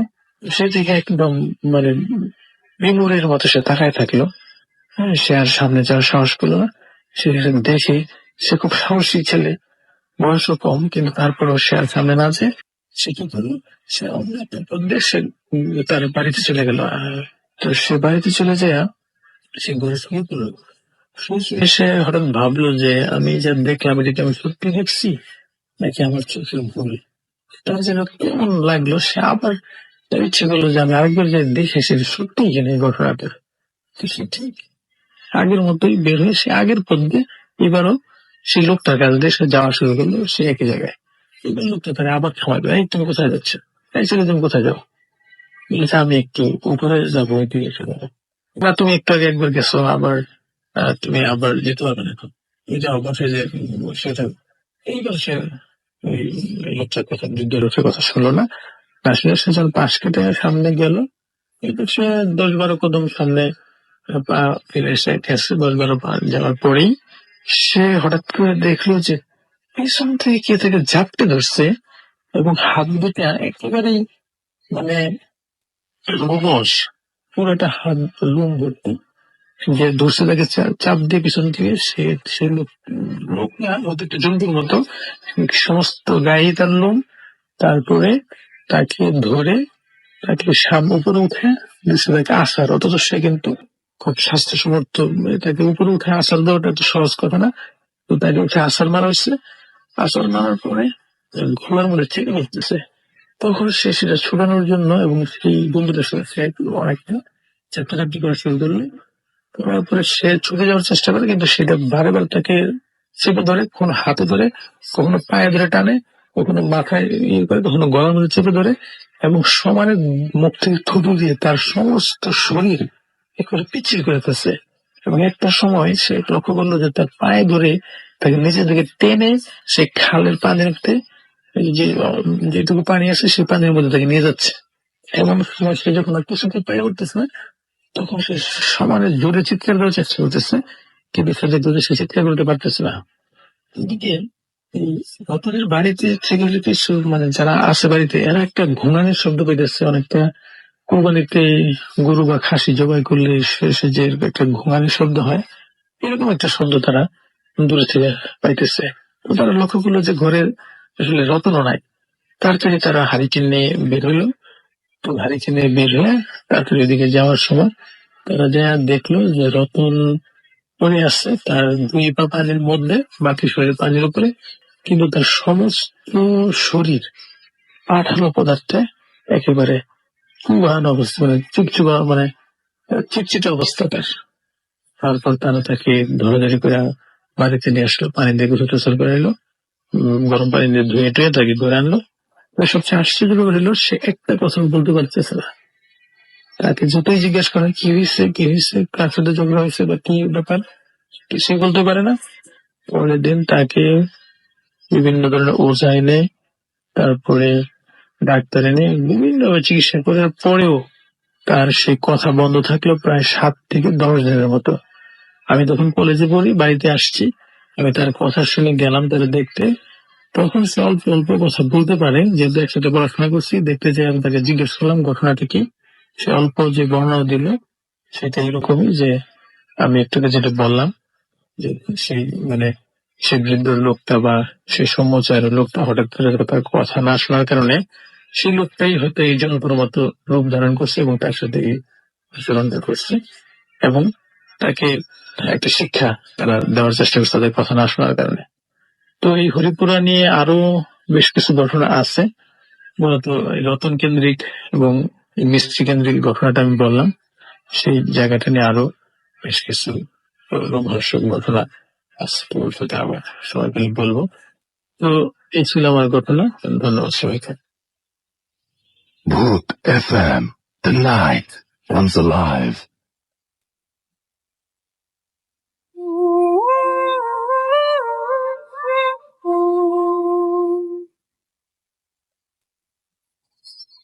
Welcome back. একটু আগে আমরা একটা অডিও ক্লিপ শুনলাম। আপনাদের সবাইকে আরো একবার ভূত এফএম এ স্বাগত জানাচ্ছি। আমি রাসেল, আমার সাথে রয়েছে মাসুম এবং আজকের অতিথিরা। শুনছেন সবসময় রেডিও ফুর্তি 88.2 FM, বাংলাদেশের সর্ববৃহৎ রেডিও নেটওয়ার্ক। এবং আমি দেখতে পাচ্ছি যে অলরেডি অনেকে আমাদের ইমেল করতে শুরু করছেন ঘটনা। So this is really nice যে আমি বলার পরপরই আপনারা অনেকেই রেসপন্স করছেন এবং অলরেডি ইমেল করতে শুরু করেছেন। আমাদের ইমেল অ্যাড্রেসটা আরো একবার বলে দিচ্ছি, bhootfm@radiofurti.fm। এবং আমাদেরকে এমডি ইমন হাসান বলছেন যে আজকে ভূত এফএম আমাকে ভয় দিতে পারবে না। ওকে, আমাদেরকে এছাড়াও দিতে পাচ্ছি যে সোহান হালদার লিখেছেন যে তিনি আমাদের অনেক পছন্দ করেন। আমাদেরকে এছাড়াও আরো অনেকেই এখানে কমেন্ট করছেন এবং আমি সরাসরি এখন চলে যাব আমাদের পরবর্তী ঘটনায়, আমাদের পরবর্তী অতিথির কাছে। এবং আপনার নামটা প্লিজ একটু বলবেন এবং আপনি কোথা থেকে এসেছেন যদি একটু বলতেন। হ্যালো গাইস, আমি মোহাম্মদ সোহানুর রহমান সোহান। আমি মিরপুর 14 নম্বর থেকে এসেছি। আমাদের ঘটনাটা হচ্ছে টাঙ্গাইল মির্জাপুর নামক একটা গ্রামে। তো আজ থেকে প্রায় 2 মাস আগে আমরা ফ্রেন্ডরা মিলে প্ল্যান করি যে আমরা মির্জাপুর ঘুরতে যাব। তো ওখানে আমরা আমাদের এক ছোট ভাই, ওদের বাংলো বাড়ি আছে, তো ওদের বাড়িতে আমরা ঘুরতে যাওয়ার জন্য প্ল্যান করি। তো আমরা ঢাকা থেকে সবাই রওনা দিই। তো আমরা মির্জাপুর প্রায় 10টা 10:30টার মতো আমাদের সময় লাগে পৌঁছাতে। তো আমরা সবাই ওই দিনকার রাতের বেলায় খাবার দাবার শেষ করে সবাই একসাথে বসে গল্প করছি। তো ওদের বাড়ির সামনে যে পুকুর পাড়ে সবাই একসাথে বসে গল্প করছি। তো রাসেল ভাই ভালো করেই জানেন, একসাথে ইয়াং বয়সের কয়েকজন ছেলে থাকলে যে কোনো ব্যাপার নিয়ে আলাপ হলে কিছু না কিছু প্যারানরমাল অ্যাক্টিভিটি, এই টাইপের কোনো বিষয় নিয়ে হালকা কথাবার্তা হয়। তো আমি ওদেরকে হঠাৎ করে কথাবার্তার এক পর্যায়ে বললাম যে আসলে সবসময় আমরা রেডিওতে মানুষের মুখে ভূত প্রেমে সবসময় এই ধরনের ঘটনা শুনি, আজকের চলো আমরা নিজেরাই কিছু একটা এক্সপিরিয়েন্স করি। তো আমার কথা শুনে আমার সব ফ্রেন্ডরা তারাও রাজি হয় এবং আমার ওইখানে যে ছোট ভাই সেও বলে যে তাদের এখানে একটা শ্মশান ঘাট আছে, ঘাটটার নাম হচ্ছে চুনাতি ঘাট। এবং এখন যারা টাঙ্গাইলের লিসেনার আছে তারাও ভালো করে জানে এখানকার সম্পর্কে। এবং টাঙ্গাইল মির্জাপুরের ওইখানের যারা, তারা প্রতিদিনই নিত্য কোনো না কোনো ঘটনার সাথে তারা এক্সপিরিয়েন্সের শিকার হচ্ছে। তারা ভালো করেই জানে ওই শ্মশান ঘাটকে নিয়ে বহুত ধরনের ঘটনা প্রচলিত এখানকার মানুষের মুখে। তো যাই হোক, আমি সরাসরি আমার ঘটনায় চলে যাচ্ছি। তো আমরা টোটাল 8 জন, এর ভিতরে আমাদের সাথে একজন ছোট ভাই ছিল। ও বারবারই বলছিল যে ভাইয়া আমাকে নিয়েন না, কারণ ওর উপর নাকি জিনের আসর আছে। ওর সম্পর্কে একটু বলে নেওয়া ভালো। ওর সাথে কুফরি কালাম, মানে যেটাকে বলা হয় ব্ল্যাক ম্যাজিক, এই টাইপের কিছু একটা ওর সাথে হয়েছিল। ওর নিজের ছোট ভাইকে ওর বাসা ছাদের থেকে ধাক্কা দিয়ে ফেলে দিয়েছিল। তো ওর সাথে এই টাইপের অনেক ঘটনাই আছে। এই কারণে ওই সমস্ত জিনিস খুব ভয় পায়। ও বারবারই বলছিল যে ভাই আমি এই সমস্ত জিনিস খুব ভয় পাই, দয়া করে আমাকে নিয়েন না, নিলে আপনাদেরই পরে পস্তাইতে হবে। যাই হোক, আমরা সবাই ওকে জোর করে নিয়ে যাই। এটাই ছিল আমাদের জীবনের সব থেকে বড় ভুল। ওর কথা আমাদের শোনা উচিত ছিল। যাই হোক, ও ছোট মানুষ, আমাদের সবার কথার রাখার জন্য ও আমাদের সাথে যাওয়ার জন্য রাজি হয়। তো আমরা এভাবে 5-10 মিনিট হাঁটাহাঁটি করার পর আমরা ওই শ্মশান ঘাটে যাওয়ার আগে, যেটা আমার আগে বলা দরকার ছিল, আমি বলতে ভুলে গিয়েছি, ওখানে একটা খাল পড়ে। খালটা একটা সাঁকোর মাধ্যমে পার হতে হয়। ওইখানে একটা আপনার কলেজ আছে, কলেজটার নাম হচ্ছে ভারতশ্রী হোমস। ওই কলেজের বাম পাশে হচ্ছে আপনার লাশঘর, যাকে বলা হয় মর্গ। ওখানে কোনো মানুষ মারা গেলে সে লাশগুলো ওখানে রাখা হয়। এবং হাতের ডান পাশ দিয়েই আপনার নদীর পাশ দিয়ে বয়ে গেছে হচ্ছে আপনার শ্মশান ঘাট। হ্যাঁ, যেটা আমি আগেই বলছি, শ্মশান ঘাটটার নাম হচ্ছে চুনাতি ঘাট। সবাই এখানে চুনাতি ঘাট নামেই বলে শ্মশান ঘাটটা সবাই চিনে। তো আমরা মনের ভিতরে অনেক সাহস এবং অনেক জিদ, পাশাপাশি খুব ভয়ও কাজ করতেছিল। কারণ এরকম একটা জ্যোৎস্না রাত, এরকম একটা পরিবেশ আসলে বলে বোঝানো যাবে না। তখনকার রাতের পরিবেশটা দূরের থেকে যখনই আমরা শ্মশান ঘাটটা দেখতে পাই, তখনই আমাদের মনের ভিতরে এমন একটা ভয়াবহ একটা অবস্থা সবার মনের ভিতরে সাড়া দেয় যে আসলে না জানি ওখানে যাওয়ার পরে আসলে কি হবে আমাদের ভিতরে। তারপরও সবার মনের ভিতরে একটা জিদ ছিল যে কি হয় আমরা দেখব। তো আমরা শ্মশান ঘাটের ভিতরে আমরা প্রবেশ করি। এভাবে 5 মিনিট হাঁটাহাঁটি করার পরে আমরা মেন যে কালী মন্দির, যেটার সামনে লাশ পড়ে আর কি, সেটার সামনে পৌঁছে যাই। ওটার পাশে হচ্ছে ঘাট। ঘাটে ওইখানে সবসময় একটা নৌকা রাখা থাকে। তো আমরা সবাই ওই নৌকার উপরে গিয়ে বসি। তো আমার ছোট ভাই নৌকার উপরে বসে কতগুলো কথা আমাদেরকে বলে দিয়েছিল যে এখান থেকে যাওয়ার সময় যদি আমাদের নাম ধরে যদি কেউ পিছন থেকে যদি ডাক দেয়, আমরা যেন পিছনে ফিরে না তাকাই। যদি তাকাই, যে তাকাবে তারও ক্ষতি হবে এবং তার পাশাপাশি আমরা যারা আছি সবারই আর কি ক্ষতি হবে। তো এরকম আরো বিভিন্ন বিষয় নিয়ে কথাবার্তা হচ্ছে। এরকম 5 থেকে 10 মিনিট ওখানে বসে থাকার পর হঠাৎ করে একটা জিনিস আমি প্রথমে জিনিসটা খেয়াল করতে পারি যে মানুষ পায়ে নুপুর পড়লে যে ধরনের একটা আওয়াজ হয়, সবার প্রথমে সে আওয়াজটা আমি শুনতে পাই। আমি আমার ফ্রেন্ডদেরকে বলি যে আমি একটা আওয়াজ শুনতে পাচ্ছি, তোমরা কি আওয়াজটা শুনতে পাচ্ছ? তো আমরা ফ্রেন্ডরা প্রথমে বলে যে না, আমরা তো কোনো আওয়াজ শুনতে পাচ্ছি না। এট এ টাইম ওরাও কিছুক্ষণ পরে বলে যে হ্যাঁ, ওরাও পায়ের নুপুরে আওয়াজটা শুনতে পাচ্ছে। তো আপনার মানুষ পুকুরের পানিতে গোসল করলে যে ধরনের শব্দ হয় আর কি, আমরা কিছুক্ষণ পরে আবার সেই ধরনের শব্দ শুনতে পাচ্ছি। আমরা নৌকায় বসে আছি, আমরা পাশেই দেখতে পাচ্ছি পানি লড়তেছে, কে জানি নেমে গোসল করতেছে। এরকম বিভিন্ন ধরনের আমরা এক্সপিরিয়েন্স করতে পারি। তো আমরা হতভম্বের মতো জিনিসগুলা শুধু দেখতে থাকি, আর কি বলবো, বলার কোনো ভাষা নাই। মানে বলতে গেলে এক কথায় আমরা সবাই হিপনোটাইজের মতো কি হচ্ছে আমরা শুধু জিনিসটা সেটা শুধু আমরা এক্সপিরিয়েন্স করতে থাকি। তো কিছুক্ষণ পর আমাদের আসলে হুঁশ আসে যে আমাদের আসলে এখানে আর বেশিক্ষণ বসে থাকা ঠিক হবে না। এনি পসিবল আমাদের এখান থেকে বের হয়ে যত তাড়াতাড়ি সম্ভব আমাদের এই মৃত্যুকূপ থেকে বের হয়ে আমাদের বাসায় চলে যেতে হবে। তো আমরা সবাই ওইখান থেকে নৌকা থেকে নেমে আমরা সবাই আর কি বাসার দিকে যাওয়ার জন্য রেডি হই। তো এভাবে কিছুক্ষণ হাঁটার পরে যখন আমরা ঘাট থেকে বের হয়ে আমরা যখন সাঁকোর উপরে উঠি, তখন হঠাৎ করে কেন জানি মনে হয় আমাদের ভিতরে কেউ একজন মিসিং আছে। তো আমি হঠাৎ করে পিছে তাকিয়ে দেখি যে আমরা ছিলাম 8 জন, আমরা 7 জন আছি, আমাদের ভিতরে একজন নেই। তখন আমার বুঝার আর বাকি নেই, সে একজন হচ্ছে আমার সেই ছোট ভাই, যে আমাকে বারবার বাধা দিয়েছিল যে ভাই আমাকে নিয়ে যে না, আমার উপর দিনের আসর আছে, নিয়ে গেলে প্রবলেম হবে।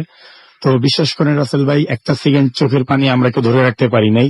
সবাই আমরা বাচ্চা ছেলেদের মতো কান্নাকাটি শুরু করে দিই। আমার ফ্রেন্ডরা রীতিমতো আমাকে গালাগালি শুরু করে যে ওর এই অবস্থা আমার জন্য। তা আমি নিজের ভুল নিজের কাছে খুব অপরাধী মনে হচ্ছিল। আমি বললাম যে আচ্ছা ঠিক আছে, তোর এখানেই দাঁড়া, আমি ভিতরে গিয়ে দেখে আসি ওর কি অবস্থা। এই কথা বলার পর ওরা আমাকে আরো বেশি গালাগালি শুরু করতে থাকে, বলে যে না, ওরা কোনো অবস্থাতেই আমাকে একা যেতে দেবে না। ওরা আমাকে নিয়ে প্রথমেই আমার সে ছোট ভাই যাদের বাসায় আমরা স্টে করি সে বাসায় যায়, গিয়ে ওদের প্যারেন্টস কে ডাকাডাকি করে ওদেরকে পুরা ব্যাপারটা খুলে বলে। তো ওদের প্যারেন্টস তো আমাদের সবাইকে প্রচুর পরিমাণে বকাঝোকা, মানে বড়রা শাসন করলে যেরকম হয় সেরকম একটা অবস্থা। বলতেছে আমার সে ছোট ভাইকে যে ওরা তো ঢাকা থেকে আসছে, ওরা এই ঘাট সম্বন্ধে কিছু জানে না, কিন্তু তুই তো এখানকার, তুই তো জানো যে এই ঘাট সম্বন্ধে অনেক হিস্টোরি আছে, এখানে অনেক খারাপ কিছু আছে, তুই জেনে শুনে এত রাতের বেলায় কিভাবে ওদেরকে নিয়ে গেলি? এখন ছেলেটার যদি কিছু হয় ওর বাবা মার কাছে ওরা ঢাকায় গিয়ে কি জবাব দিবে? তো যাই হোক, আমরা সবাই হাতে টর্চ নিয়ে বের হয়ে যাই। তো আমরা কিছুক্ষণ পরে আবার সেই শ্মশান ঘাটে ফিরে আসি ওকে খোঁজার জন্য। এভাবে অনেকক্ষণ খোঁজাখুঁজি করার পরে আমরা সেই কালী মন্দিরের সামনে আবার চলে আসি। কালী মন্দিরের সামনে এসে আমরা যখন আমাদের চোখ যখন সেই ঘাটের নৌকার উপরে পড়ে, আমরা দেখি সেই নৌকার উপরে আমাদের সেই ছোট ভাই সে শুয়ে আছে। আমরা দৌড়াদৌড়ি করে গিয়ে ওর চোখে পানির ঝাপটা দিই, কিন্তু ওর কোনো জ্ঞান আসে না। তো আমরা সবাই মিলে ওকে ধরে বাসায় নিয়ে যাই। বাসায় নিয়ে অনেক ডাকাডাকি করি, ওর চোখ মুখে অনেক পানির ঝাপটা দিই, কিন্তু রাসেল ভাই ওর তখনও জ্ঞান আর কি আসে নেই। তো তারপরের দিন সকালবেলায় আমরা ওকে ঢাকা নিয়ে আসি। ঢাকা নিয়ে এসে আমরা ওকে হসপিটালে ভর্তি করি। ওর বাবা মা ব্যাপারটা জানতে পারে। 3 দিন পরে রাসেল ভাই ওর জ্ঞান আসে, কিন্তু তখনও ও কথা বলার মতো ওর পরিস্থিতি ছিল না।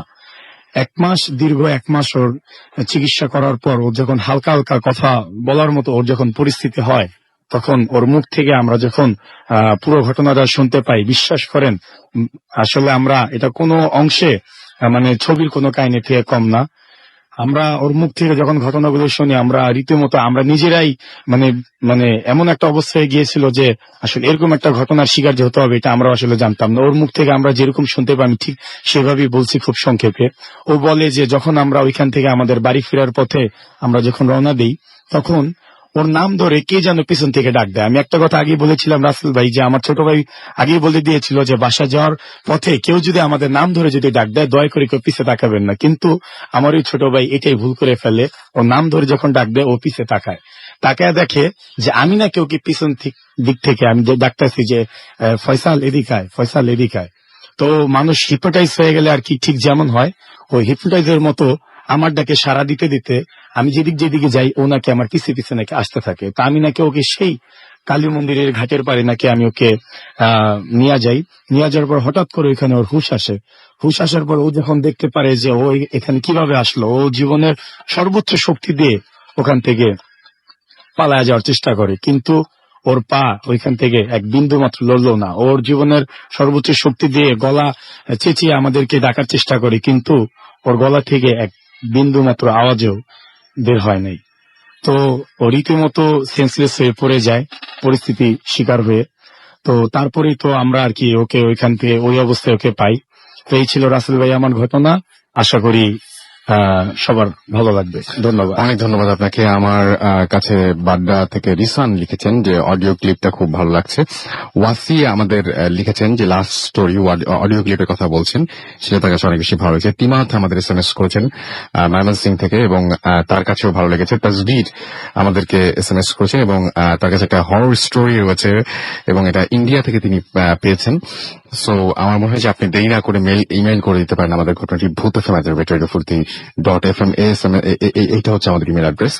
রিয়া ময়মনসিং থেকে আমাদের লিখেছেন রাসেল ভাই অনেক দিন পর আবার আমি ব্যাক করেছি, এবং শারমিন আস্তার আমাদের ঢাকা থেকে এসএমএস করেছেন এবং তিনি বলছেন যে ঢাকার কেরানীগঞ্জ থেকে তিনি বলছেন যে ভূত এফএম তিনি অনেক ভালোবাসেন। এছাড়াও তুর্য আমাদের এসএমএস করেছেন আমাদেরকে দেখতে পাচ্ছি তাসিমুল রাফি হবিগঞ্জ থেকে, এবং তার এটা ফার্স্ট এসএমএস। আমাদেরকে সানি ময়মনসিং থেকে এসএমএস করেছেন, আমাদেরকে এছাড়াও এসএমএস করেছেন দেখতে পাচ্ছি ফাতেমা, এছাড়াও আমাদের খুলনা থেকে এসএমএস করেছেন। এছাড়াও আমাদেরকে দেখতে পাচ্ছি আরো অনেকে এসএমএস করছেন। আপনি যদি এসএমএস করতে চান তাহলে মোবাইলের মেসেজ অপশনে গিয়ে টাইপ করুন ফুর্তি FORTI ফুর্তি, স্পেস দিয়ে লিখুন আপনার নাম, স্পেস দিয়ে আপনার মেসেজ পাঠিয়ে দিন 9840 নাম্বারে। আমাদের ফেসবুকেও দেখতে পাচ্ছি মান্না চৌধুরী লিখেছেন অডিও ক্লিপটা অনেক ভালো হয়েছে। আমাদেরকে রতন লিখেছেন রতনের ঘটনাটা চরম, আমার নামও রতন, তিনি বেশ ভয় পেয়েছেন তাই লিখেছেন। আমাদেরকে এছাড়াও ছদ্মবেশী ব্লগার রিটার্নস লিখেছেন যে হ্যাঁ আমি এই শ্মশানের কথা জানি, ঘটনাটি সত্যি রাসেল ভাই। শিহাব আমাদের এসএমএস করেছেন ফুর্তি অ্যাপ দিয়ে তিনি শুনছেন এবং তার কাছে খুব ভয় করছে। শিহাব আপনি কোন জায়গা থেকে শুনছেন যদি আমাদের জানাতেন তারা একটু ভালো হতো। আমাদেরকে এছাড়াও দেখতে পাচ্ছি যে এমডি রাজান রাজু আমাদের লিখেছেন এবং আমাদেরকে তিনি বলছেন যে ভয় শুধু ভয়, কি যে মজা সেটা ফিল করলে অসম্ভব, আচ্ছা ভয় ফিল না করতে পারলে অসম্ভব মজা মিস হবে, এরকম টাইপের কিছু তিনি বোঝাতে চেয়েছেন। আমাদেরকে এছাড়াও দেখতে পাচ্ছি আরো অনেকেই এখানে কমেন্ট করেছেন এবং রুবেল মাহমুদ লিখেছেন ভাই একবার কমেন্টটা পড়েন, বাট কমেন্টটা কি, এটাই তো কমেন্ট না। আমাদেরকে এছাড়াও দেখতে পাচ্ছি যে আব্দুল্লাহ আল সাগর লিখেছেন মালয়েশিয়ার কুয়ালালামপুর থেকে তিনি শুনছেন এবং রেগুলার তিনি আমাদের এখানে শোনেন, আমাদের সাথে রয়েছেন। আমাদের কাছে আরো বেশ কিছু অনেকে দেখতে পাচ্ছি যে আমাদেরকে এখানে মেসেজও করছেন, মানে ইনবক্স করছেন অনেকে আমাদের যে পেজটা রয়েছে। আমি একটু বলে দিই আমাদের সাথে যদি ফেসবুকে কানেক্টেড থাকতে চান তাহলে চলে যান www.facebook.com/radio.furti অথবা www.facebook.com/bhutfm.russell। আমাদেরকে দেখতে পাচ্ছি যে দুবাই থেকে শুনছেন একজন, নামটা এটা ফেসবুকে এখানে নামটা আসেনি, এবং আমাদের এখানে আরো একজন লিখেছেন যে আসসালামু আলাইকুম রাসেল ভাই, আমি টার্কি থেকে ভূত এফএম শুনছি। আচ্ছা আমরা স্ক্রিনশট নিয়েছিলাম এই জন্য এখানে আসে নাই। ওকে, মানে সব এসএমএস গুলো যদি এখন পড়া সম্ভব না সেই জন্যই। আমাদেরকে দেখতে পাচ্ছি যে আচ্ছা এটা হচ্ছে মোহাম্মদ লিখেছেন এটা যে তিনি টার্কি থেকে শুনছেন। Thank you very much. অনেক দূরে আছেন তাও আমাদের সঙ্গে রয়েছেন, আমাদেরও অনেক বেশি ভালো লাগছে। আমরা ছোট্ট একটা বিরতিতে যাবো এবং বিরতির পরে আবারও ফিরে আসবো। আমাদেরকে আচ্ছা আগের এসএমএসটি যিনি করেছেন তিনি হচ্ছে সৌরভ হোসেন, যেটা আমি পড়েছিলাম, তিনি হচ্ছে দুবাই থেকে শুনছেন। ওকে সৌরভ, অনেক অনেক শুভকামনা থাকলো আপনার জন্য। আমরা একটা ছোট্ট বিরতিতে যাবো এবং বিরতির পরে আবারও ফিরে আসবো এবং অডিও ক্লিপটির প্রচুর প্রশংসা পেয়েছি। আমরা চাই যে আপনারাও এরকম ধরনের ঘটনা আরো বেশি বেশি করে আমাদেরকে পাঠান। ঠিক আছে, ছোট্ট বিরতিতে ফিরে আসছি একটু পরে। স্টে টিউনড রেডিও ফুর্তি এন্ড ডোন্ট স্টপ দ্য ফুর্তি।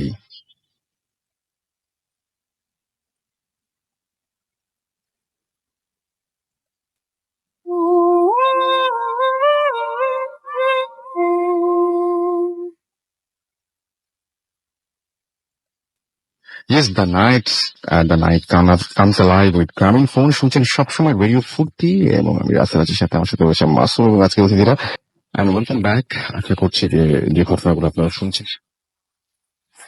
আমরা সরাসরি চলে যাব আমাদের পরবর্তী ঘটনায়। আমাদের পরবর্তী অতিথি আছে, আপনার নামটা প্লিজ একটু বলবেন, তারপর আপনার ঘটনাটা আমরা শুনবো। হাই লিসেনার, আমি উত্তম সাভার থেকে এসেছি। শুনি আপনার ঘটনা। সরাসরি রাসেল ভাই ঘটনায় চলে যাই। ঘটনাটি মূলত আমার সাথে ঘটে 1996 কি 97 সালের দিকে, এবং ঘটনাটি যে জায়গায় ঘটে সেটি হচ্ছে ঘোড়াশাল ইউরিয়া সার কারখানার একটি কলোনির ভিতরে। তো আমার জন্ম সেখানেই হয়েছে, বাবা সেখানে চাকরি করতেন। তো সেই সুবাদে সেখানেই জন্ম এবং সেখানেই আমার বেড়ে ওঠা।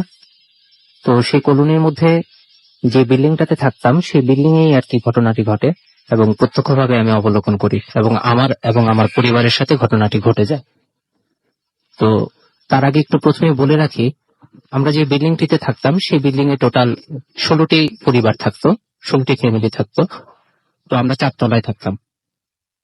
তো ওই বিল্ডিং এর কোনো কিছু একটা উপস্থিতি আছে সেটা আগে থেকে অনেকেই জানতো বা অনেকেই দেখতো। বিষয়টি এমন যে রাতের বেলায় কখনো কেউ মশলা বাটছে গভীর রাতে, অথবা ঘোড়া দৌড়াচ্ছে, এরকম কোনো শব্দ পেত। তো বিষয়টি প্রথম দিকে কেউ পাত্তা না দিলেও পরবর্তীতে বারে আমলে না নিয়েও চলে না বিষয়টি। তো এটি নিতে থাকে এবং আশেপাশের বিল্ডিং থেকেও কিন্তু অনেকে এইভাবে বলতে থাকে যে আপনাদের বিল্ডিং এর রাতের বেলায় এত রাতে কে হাঁটে, যে কিছু একটা হাঁটছে বা কিছু একটা উপস্থিতি আছে, এরকম মানুষ বলছে আর কি। তো ওই বিল্ডিং এর একজন আন্টি একদিন রাতের বেলায় হঠাৎ করে চিন্তা করলো যে আসলে কি হচ্ছে, যে এই বিষয়টা আসলে দেখা দরকার। তো সেটা দেখার জন্য উনি রাত 2টা কি 2:30টার দিকে একবার ছাদে ওঠেন। ছাদে ওঠার পরে উনি দেখেন যে খুব 8 থেকে 10 ফুটের একটি লোক আলখেল্লা কোনো কিছু একটা পরে হাঁটছে। তো এটা দেখার পরে উনি আর কোনো কিছু বলতে পারেন না এবং ভয়ে উনি নিচে নেমে বাসায় চলে আসেন। এবং এই ঘটনাটা হওয়ার পরে উনি আর কাউকে এই বিষয়টি বলেন না। তো মূল যে ঘটনাটা আমার সাথে ঘটে সেটি হচ্ছে যে 1996 কি 97 এর দিকে, এপ্রিল কি মে মাসের দিকে, তখন আমার ফার্স্ট টার্ম পরীক্ষা শেষ হয়েছে। এর কয়েকদিন পরে আর কি আমরা মামার বাড়ি ময়মনসিংহ যাব। তো বিকালবেলা অ্যাজ ইউজুয়াল আমরা সবাই যখন খেলাধুলা করছিলাম, খেলাধুলা করার পরে আমরা ওই দিন কালবৈশাখী ঝড়ের একটি অপশন এরকমই ছিল, যে কালবৈশাখী ঝড় হবে এরকম একটি ভাব। তো বিকালবেলায় আমরা একটু তাড়াতাড়ি বাসায় চলে আসি, এবং ওই সময়ে যেটা হতো যে বিল্ডিং এর বিকালবেলা সব আন্টিরা আবার বিকালে নিচে নামতেন এবং সবাই সবার সাথে কথা বলতেন আর কি, কথা বলে আবার সন্ধ্যার সময় চলে আসতেন, এরকম কি ছিল। তো ওই দিন একটু আগেই চলে আসতেন, যেহেতু আকাশের অবস্থা খুব বেশি ভালো ছিল না এবং ঝড়ের একটি আভাস ছিল, সেজন্য চলে আসে। তো মূল ঘটনাটি ঘটে হচ্ছে সন্ধ্যা 7টা কি 7:30টার দিকে। হঠাৎ করে অনেক বৃষ্টি হচ্ছে এবং ঝড়, মুষলধারে বৃষ্টি হচ্ছে এবং প্রচুর ঝড় আর কি, বাতাস। ওই সময়ে হঠাৎ করে আমার বাবা নিচ থেকে আমাকে এবং আমার বড় ভাইকে ডাকছেন। যে তার আগে এই বিষয়টি একটু বলে রাখি সবার জন্য সহজ হবে। সেটা হচ্ছে আমার বাবার কোমরে একটু অপারেশন হয়। অপারেশন হওয়ার কারণে উনি বাজার নিয়ে যখন আসতেন তখন আর 4 তলায় উঠতে পারতেন না সেই বাজার নিয়ে। তো যার জন্য আমাদের 2 ভাইকে ডাকতেন, আমরা 2 ভাই নিচে যেতাম এবং বাবার বাজারগুলি নিয়ে উপরে চলে আসতাম। তো ওই দিন যথারীতি এই ঝড়ের মধ্যেই বাবা ডাকছেন আমাদের 2 ভাইয়ের নাম ধরে। বাবা ঠিক যেভাবে ডাকেন সেম ওই গলায় আর কি বাবাই ডাকছেন। আমরা মনে করছি যে বাবাই ডাকছেন, কিন্তু মা তাকাচ্ছেন নিচে, জানলা দিয়ে নিচে তাকাচ্ছেন, কিন্তু বাবাকে আর দেখতে পাচ্ছেন না। তো বাবাকে দেখতে পাচ্ছেন না, মা বারান্দায় যাচ্ছেন, দেখছেন না, দেখা যাচ্ছে না, কিন্তু এদিক দিয়ে ডেকেই যাচ্ছেন বাবা। তো হঠাৎ করে মা একটু ভয় পেয়ে যায় যে আমি কাউকে দেখছি না, কিন্তু তারপরেও ডেকে যাচ্ছে। তো শুধুমাত্র এখানে যদি আমাদের মধ্যে এই বিষয়টি সীমাবদ্ধ থাকতো তাহলে ভালো হতো, বা আমরা বুঝে নিতাম যে আমাদের কোনো ভুল হচ্ছে বা মার কোনো ভুল হচ্ছে বা আমার বড় ভাইয়ের কোনো ভুল হচ্ছে, কিন্তু বিষয়টি তা না। এটি আমরা প্রমাণ পাই এইভাবে যে পাশের বাসার যে আন্টি আছেন এবং ওইখানে এক দাদা ছিলেন, সেই দাদা এবং আন্টি দুজনেই আমাদের বাসায় এসে নক করেন ওই সময়। তো বলতেছেন যে ওই গৌতমের বাবা ডাকছেন আর কি, আমার বড় ভাইয়ের নাম গৌতম। তো গৌতমের বাবা ডাকছে, গৌতমের মা আপনি কি শুনতে পাচ্ছেন না? পরে মা বলছে যে হ্যাঁ বৌদি আমি তো শুনতে পাচ্ছি, কিন্তু আমি তো কাউকে দেখছি না। তো বাপ্পিদাও বলছে যে কাকিমা কাকু তো ডাকছে নিচ থেকে। তো কাকা ডাকছে, তো বাপ্পি আমি তো দেখতে পাচ্ছি না, তুমি কি একটু দেখবে? তো বাপ্পিদা সিঁড়ি দিয়ে একটু নিচে যায়, নিচে যাওয়ার পরে বাপ্পিদাও সিঁড়ি জানলা দিয়ে দেখে, নিচের দিকে তাকান, কিন্তু বাবাকে আর খুঁজে পান না। কিন্তু এদিক দিয়ে ডেকেই যাচ্ছেন। তো এর মধ্যে মা বললেন যে তাহলে আমি নিচে যাই। তো মা যখন সিঁড়ি দিয়ে নিচে নামতে যাবে, হঠাৎ করে বাপ্পিদার মনে হলো যে যেহেতু কোনো কিছুর একটা উপস্থিতি আছে, সামথিং ইজ রং, কিছু একটা হচ্ছে। তো বলছে যে কাকিমা আপনারা নিচে যেতে হবে না, আমি বিষয়টি বুঝতে পেরেছি যে সামথিং ইজ রং, মানে কিছু একটা হচ্ছে, যেহেতু কাকাকে দেখা যাচ্ছে না এবং ডেকেই যাচ্ছে, তো আপনারা যেতে হবে না, আপনি বরং বাসায় চলে যান। তো এর মধ্যে মা যখন বাসায় আসবে, সিঁড়ি দিয়ে বাসায় উঠছে, এর মধ্যে আমার বড় ভাই ওই দরজার মধ্যে দাঁড়িয়েছিলেন। তো বাতাসে এমন ভাবে দরজা লাগলো যে ভাইয়ের হাতের মধ্যে খুব জোরে ব্যথা পেল, এবং ব্যথা পাওয়ার কারণে ভাইয়াকে নিয়ে অনেক বেশি দৌড়াদৌড়ি, বরফ দিয়ে ওইখানে ওই বিষয়টি নিয়ে দৌড়াদৌড়ি। হঠাৎ করে এই বিষয়টি যখন বাসায়, এই যে আমরা ভেতরে ঢুকলাম, তো মা জানলা দিয়ে দেখছেন, তারপরেও পাচ্ছেন না বাবাকে, কিন্তু এদিক দিয়ে ডেকেই যাচ্ছেন। মা আবার বারান্দায় গেলেন, বারান্দার লাইট নিভিয়ে চলে আসলেন, দেখে চলে আসলেন। তো হঠাৎ করে লাইটটি জ্বলে গেল। তো লাইটটি জ্বলে গেল, মা আবার গেলেন, আবার লাইটটি নিভিয়ে আসলেন, আবার লাইটটি জ্বলে গেল। তো বারবার লাইট কে জ্বালাচ্ছে, আমি তো আর জ্বালাচ্ছি না, মা বলছেন। তো এরপর আমি জানলার কাছে গেলাম, জানলার কাছে যেয়ে বসলাম যে না, দেখি আসলে কি হয়। মা আবার গেলেন এবং লাইটটি অফ করলেন। অফ করে আসার পরে আবার লাইটটি অটোমেটিক্যালি জ্বলে গেল। এই বিষয়টি খুব অদ্ভুত লেগেছে রাসেল ভাই, সেটির কোনো আমি আজ পর্যন্ত কোনো জবাব পাইনি, বা সেটির কোনো উত্তর আমি পাইনি এই বিষয়টি। তো এদিক দিয়ে ঝড় বৃষ্টি হচ্ছে, হওয়ার পরে মা বাসায় যখন, তো আমাদের দুই ভাইকে নিয়ে একসাথে বসে আছেন, মা সব কাজ বাদ দিয়ে, যেহেতু ভয় পেয়েছেন বা কোনো কিছু একটা হচ্ছে বোঝা যাচ্ছে।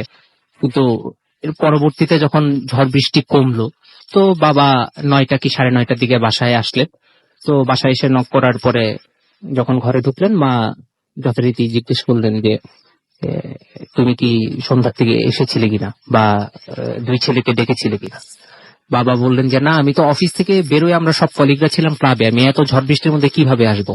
ঠিক আছে, আমরা সবাই ক্লাবের মধ্যে আটকা ছিলাম, এবং বৃষ্টি কমার পরে আমরা এখন আসলাম, সবাই সবার বাসায় গেলাম, আমিও বাসায় আসলাম।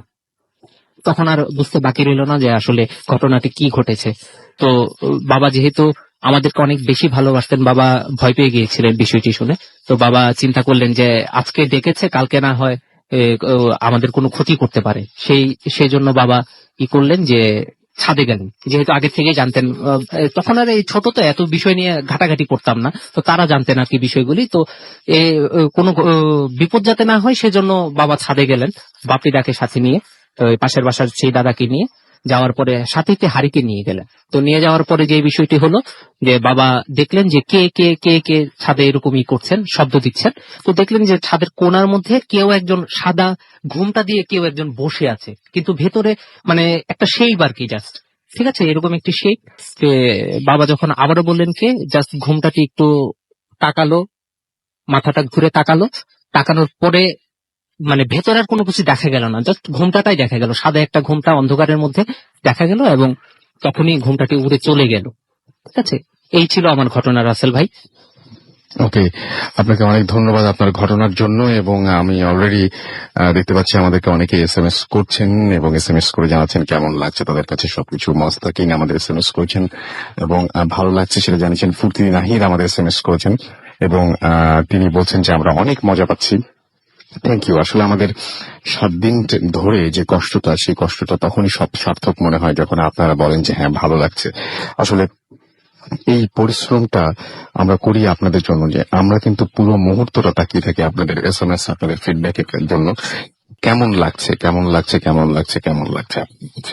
এটাই এই আমাদের মানে সবচেয়ে বড় পাওয়াই এটা। যদি আপনাদের ভালো লাগলে তখন আমাদের ভালো লাগে। যত না বেশি আপনাদের ঘটনা পড়ে মজা পাই, তার চাইতে বেশি মজা পাই যখন আপনাদের রেসপন্স পাই। সো অবশ্যই অবশ্যই অবশ্যই আপনারা আমাদের সাথে থাকবেন, সেটাই আশা করব। উজ্জ্বল আমাদের SMS করেছেন চিটাগাং থেকে, এবং আমাদেরকে রাজীব SMS করেছেন আমাদেরকে সুস্মিতা বণিক, লিখছেন আই লাভ ভূতাফান। আমাদেরকে মুস্তাকিম SMS করেছেন। জাহাঙ্গীর আমাদের রাজশাহী থেকে SMS করেছেন, তার কাছে খুব ভালো লাগছে। জুই আমাদের SMS করেছেন এবং তিনি বলছেন খুব ভয়ের হচ্ছে আমাদেরকে। এছাড়াও জুথি SMS করেছেন আমাদেরকে দেখতে পাচ্ছি আফরোজা অঙ্কন আফরোজা, আপনার নামটা কি দুটাই নাকি আমি ঠিক বুঝি নাই। অঙ্কন আফরোজা দুজন মিলে মনে হয় SMS করেছেন একটিতে, এলিফ্যান্ট রোড থেকে করেছেন। তাদের অবশ্য ভয় লাগছে না। আমাদেরকে অভি SMS করেছেন এবং গাজীপুর থেকে তিনি SMS করেছেন এবং তিনি বলছেন যে ভূত এফএম আসতে চাই। ভূত এফএম আসতে হলে আপনার তো অ্যাড্রেস জানাই আছে, আপনি জাস্ট ঘটনাটা পাঠিয়ে দিন, ব্যাস, তাহলে হয়ে যাবে। আমাদের অ্যাড্রেসটি হচ্ছে ভূত এফএম @ফুর্তি.fm। আমাদেরকে ছাড়াও দেখতে পাচ্ছি, আচ্ছা, এবং আমি দেখতে পাচ্ছি যে আমাদেরকে মানে অনেকগুলো জাস্ট ভয় পাচ্ছেন, এটাই অভি এবং অঙ্কন এবং আফরোজা জানিয়েছেন 13টি SMS দিয়ে। Thank you so much. আমাদেরকে এছাড়াও পারিসা SMS করেছেন ঢাকা থেকে, এবং আমাদেরকে দেখতে পাচ্ছি যে অর্ক SMS করেছেন আমাদেরকে বনানী থেকে তুর্ন, এবং তিনি বলছেন ইমেল কি বাংলা ফরম্যাটে লিখতে পারবো? ডেফিনেটলি আপনি বাংলায় লিখতে পারবেন, আপনি যে কোনো ফরম্যাটে লিখতে পারবেন, বাংলা ইংলিশ যেটাতে লিখেন না কেন। আপনি চাইলে ওয়ার্ড ফাইলে লিখে সেটা অ্যাটাচ করে পাঠিয়ে দিতে পারেন, আপনি চাইলে সরাসরি মেইল যেভাবে লিখেন সেভাবেও লিখতে পারেন, অভ্র ইউজ করে আপনি বাংলাতেও লিখতে পারেন, কোনো সমস্যা নেই। আমাদেরকে এছাড়াও দেখতে পাচ্ছি যে হানিফা SMS করেছেন, লিখছে যে নাইস। আমাদেরকে মোস্তাক সিরাজগঞ্জ থেকে SMS করেছেন, এবং তাদের সাথে রয়েছেন তাদের ছোট্ট বেবি মাহিশা, তার ওয়াইফ তাবাসসুম, তারা শুনছেন আমাদেরকে। মোহাম্মদপুর থেকে আমাদেরকে আকাশ SMS করেছেন এবং তিনি এনজয় করছেন অনেক। আমাদেরকে এছাড়াও আরো অনেকেই এখানে SMS করছেন দেখতে পাচ্ছি। শহীদুল SMS করেছেন আমাদেরকে, শহীদুল এবং মাজেদা, এবং আজকের ঘটনাগুলো তার কাছে ভয়ের লাগছে। ওকে, আমরা চলে যাই আমাদের পরবর্তী অতিথির কাছে। আপনার নামটা প্লিজ একটু বলবেন, তারপর আপনার ঘটনায় যাবো আমরা। আসসালামু আলাইকুম রাসেল ভাই, আমি অভি যশোর থেকে বলছি আর কি। ওকে, আপনি আজকে যশোর থেকে এসেছেন এবং সরাসরি আমাদের স্টুডিওতে এসেছেন। জি। আমরা একটু আগে একটা যে কাকের ঘটনা শুনলাম, তাই না? দাঁড় কাকের একটা ঘটনা শুনলাম। আমি আপনার কাছে ওই ঘটনাটা শুনতে চাই, যে আপনার কি হচ্ছে জিনিসটা। এটা হচ্ছে আমাদের বাসার ব্যাপার আর কি। এটা যশোর পালবাড়ির মোড়ে আমাদের নিজেদের মানে বাসার আমাদের 3 তলাতে একটা রুম ছিল, ওই রুমে একটা মেয়ে সুইসাইড করে আর কি। এরপর থেকে আমাদের বাসায় নানা ধরনের ইনসিডেন্টস হয়। আর যেহেতু আমি একজন প্রফেশনাল এক্সারসাইজ হিসেবে কাজ করছি অনেকদিন ধরে, তো আমি ওটার প্রবলেম সলভ করার জন্য কিছু কাজ করি আর কি। কাজ করার এক পর্যায়ে এটা মোটামুটি সলভ হয়, কিন্তু কিছুদিন পরে জিনিসটা আবার প্রকটভাবে আমাদের উপরে ইনফ্লুয়েন্স করার চেষ্টা করে, ঘর পর্যন্ত চলে আসে, নানান ধরনের সমস্যা ক্রিয়েট করে। তখন আমি একটু রাগের বশেই আমার আমি যতটুকু জানি বা যতটুকু আমার পড়াশোনা, তার উপরে কিছু খারাপ কাজ করে বসি আর কি। যে ওদেরকে খারাপ করার জন্য যেটা করা দরকার সেটা আমি করে ফেলি আর কি। এবং তারপর থেকে কোনো প্রবলেম হয় না। কিন্তু ইন্টারেস্টিং বিষয় হচ্ছে তার 1 সপ্তাহ পর থেকে আমি মেইন প্রবলেম গুলো ফেস করা শুরু করি আর কি। যে আমার এখানে বাসায় একটা বিশেষ সাইজের কাক আমি দেখতে পাই, এবং কাকটা প্রায় আমার জানালার কাছে এবং জানালার আশেপাশে। ইভেন আমি যেখানে যাচ্ছি সেখানেই আমার আশেপাশে কাকটা থাকছে। কাকটার বর্ণনাটা না দিলে আসলে বলাটা একটু মুশকিল হবে যে কাকটাকে কেন আমি আলাদা করে বলছি। সচরাচর দাঁড়কাক যেগুলো হয় সেগুলো চোখ কিন্তু বোঝা যায় না, ওগুলো চোখগুলো কালো হয়, কিন্তু এটার চোখটা স্পষ্ট এবং এটা বোঝা যায় যে এটা একেবারে পুরোপুরি লাল। এবং কাক হা করলে কিন্তু ভিতরটাকে লাল দেখা যায়, কিন্তু এটা কাকটা সম্পূর্ণ সবসময় হা করে থাকে এবং এর ভিতরটা পুরোপুরি সাদা, একেবারে নিট অ্যান্ড ক্লিয়ার বোঝা যায় আর কি। এই যে কাকের যে প্রবলেমটা ফেস করার পরে আমি আমার স্যারের সাথে কন্ট্যাক্ট করি যে এটা কিভাবে সলভ করা যায়। তো কোনোভাবে এটা সলভ করা যায়নি। ইভেন আমি আজকে গতকাল আজকে আসার আগের দিন আর কি, আমি আমার ছোট ভাইয়ের সাথে বাইকে যাচ্ছিলাম। তো বাইকের সামনে দিয়ে জাস্ট কাকটা ক্রস করে গেল। আমার বাম পাশে মানুষ ছিল, ডান পাশেও মানুষ ছিল। এত নিচ দিয়ে ওই কাকটা কিভাবে ক্রস করে গেল যেটা আমার ভাইও বুঝতে পারলো না, ছোট ভাইও বুঝতে পারলো না। ভাই মনে করলো অন্য কিছু, বা আমি জিনিসটা বুঝে নিলাম আসলে ব্যাপারটা কি হচ্ছে। তো ওইটা আজকে আমি ঢাকায় আসছি, আমি ঢাকায় যখন আমি গাবতলীতে নেমেছি আর কি, কল্যাণপুরে যখন নেমেছি, ইভেন তখনও আমার আপনি দেখতে পান শুধু, না সবাই দেখতে পায়? না, আমি একা দেখছি না, সব আমার সাথে যারা আছে তারাও দেখছে। আমি ফার্স্ট টাইম মনে করেছিলাম এটা অডিটরি হ্যালুসিনেশন হতে পারে, কারণ আমি যেহেতু এক্সারসাইজ হিসেবে কাজ করছি আজ 4-5 বছর ধরে, তো এটা আমার অডিটরি হ্যালুসিনেশন হতে পারে। তো আমি এটা আমার সাথে যারা আছে তাদেরকে দেখাচ্ছি যে দেখো ওইটা কি তুমি দেখতে পাচ্ছ কিনা। তারা বলছে হ্যাঁ ভাই, 2টা কাক তুমি দেখতে পাচ্ছি, বা 1টা কাক তুমি দেখতে পাচ্ছি। ওকে ফাইন, ওদিকে আর তাকানোর দরকার নেই, এটা স্টিল রানিং। ওকে, অলরাইট, আপনাকে অনেক ধন্যবাদ। এবং সবচাইতে বেশি যেটা কারণে ধন্যবাদ যে আপনি অনেক দূর থেকে এসেছেন এবং আজকে সরাসরি জার্নি করে এখানে এসেছেন।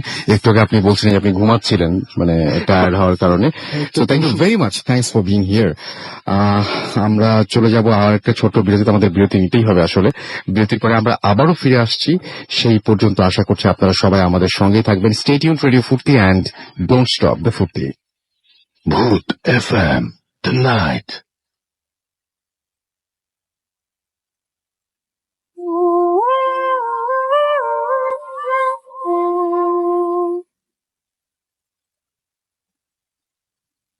Welcome back. শুনছেন সবসময় রেডিও ফুর্তি 88.2 FM, বাংলাদেশের সর্ববৃহৎ রেডিও নেটওয়ার্ক। আমি রাসেল আছি সাথে। নাইট কামস লাইভ উইথ গ্রামীণ ফোন, এবং আমার সাথে রয়েছে মাসুম। আজকের অতিথিরা, হাতে খুব সময় কম, আমরা ছোট্ট করে একটা ঘটনা শুনবো আপনার। একদম ছোট করে আমাদেরকে বলবেন প্লিজ, হাতে টাইম খুব কম। হ্যালো রাসেল ভাই, আমি অভি এগিন।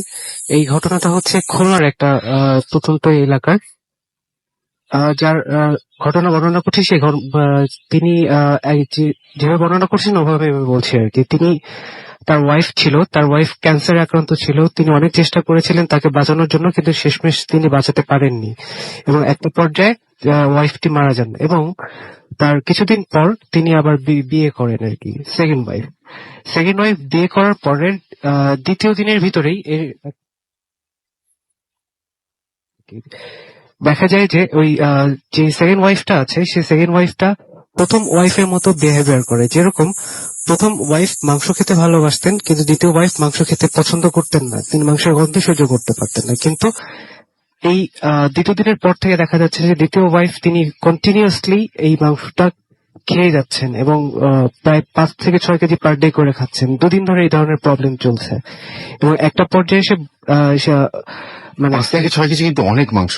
হ্যাঁ, পার ডে, এবং 2 দিন কন্টিনিউ ধরে এটা খাচ্ছে আর কি। এবং একটা পর্যায়ে এসে এমন বিহেভ করা শুরু করলো, এবং তার পাড়া প্রতিবেশীদেরকে সে এমন ভাবে ডাকা শুরু করলো যে মনে হচ্ছে যেন সে আগের যে ওয়াইফটা সে ফিরে এসছে, এবং ঠিক সেইভাবে সে বিহেভ করতে থাকলো। এবং একটা পর্যায়ে সেই নিজে স্বীকার করলো যে আমি তোমার আগের ওয়াইফ, আমি তোমাকে শুধু দেখতে এসেছি। এবং এই ঘটনাটা আবার নিজের চোখে দেখা এবং নিজের সরজমিনে ভিজিট করা একটা ঘটনা। এবং আপনি বড় মানে আরেকটু টাইম থাকলে হয়তো আরো সুন্দর করে বলতে পারতেন, but thank you very much. সবচেয়ে বড় কথা হচ্ছে আপনি অনেক দূর থেকে এসেছেন এবং আমাদের সাথে ঘটনা শেয়ার করেছেন। আমরা পরবর্তী আমাদের একজন এসেছেন, আপনার নামটা প্লিজ একটু বলবেন, এবং আপনি কোথা থেকে এসেছেন একটু আমাকে কাইন্ডলি যদি বলতেন। হ্যালো লিসেনার্স, আমি অর্ণব ইসলাম সৈকত, আমি মিরপুর 10 থেকে এসেছি। রাইট।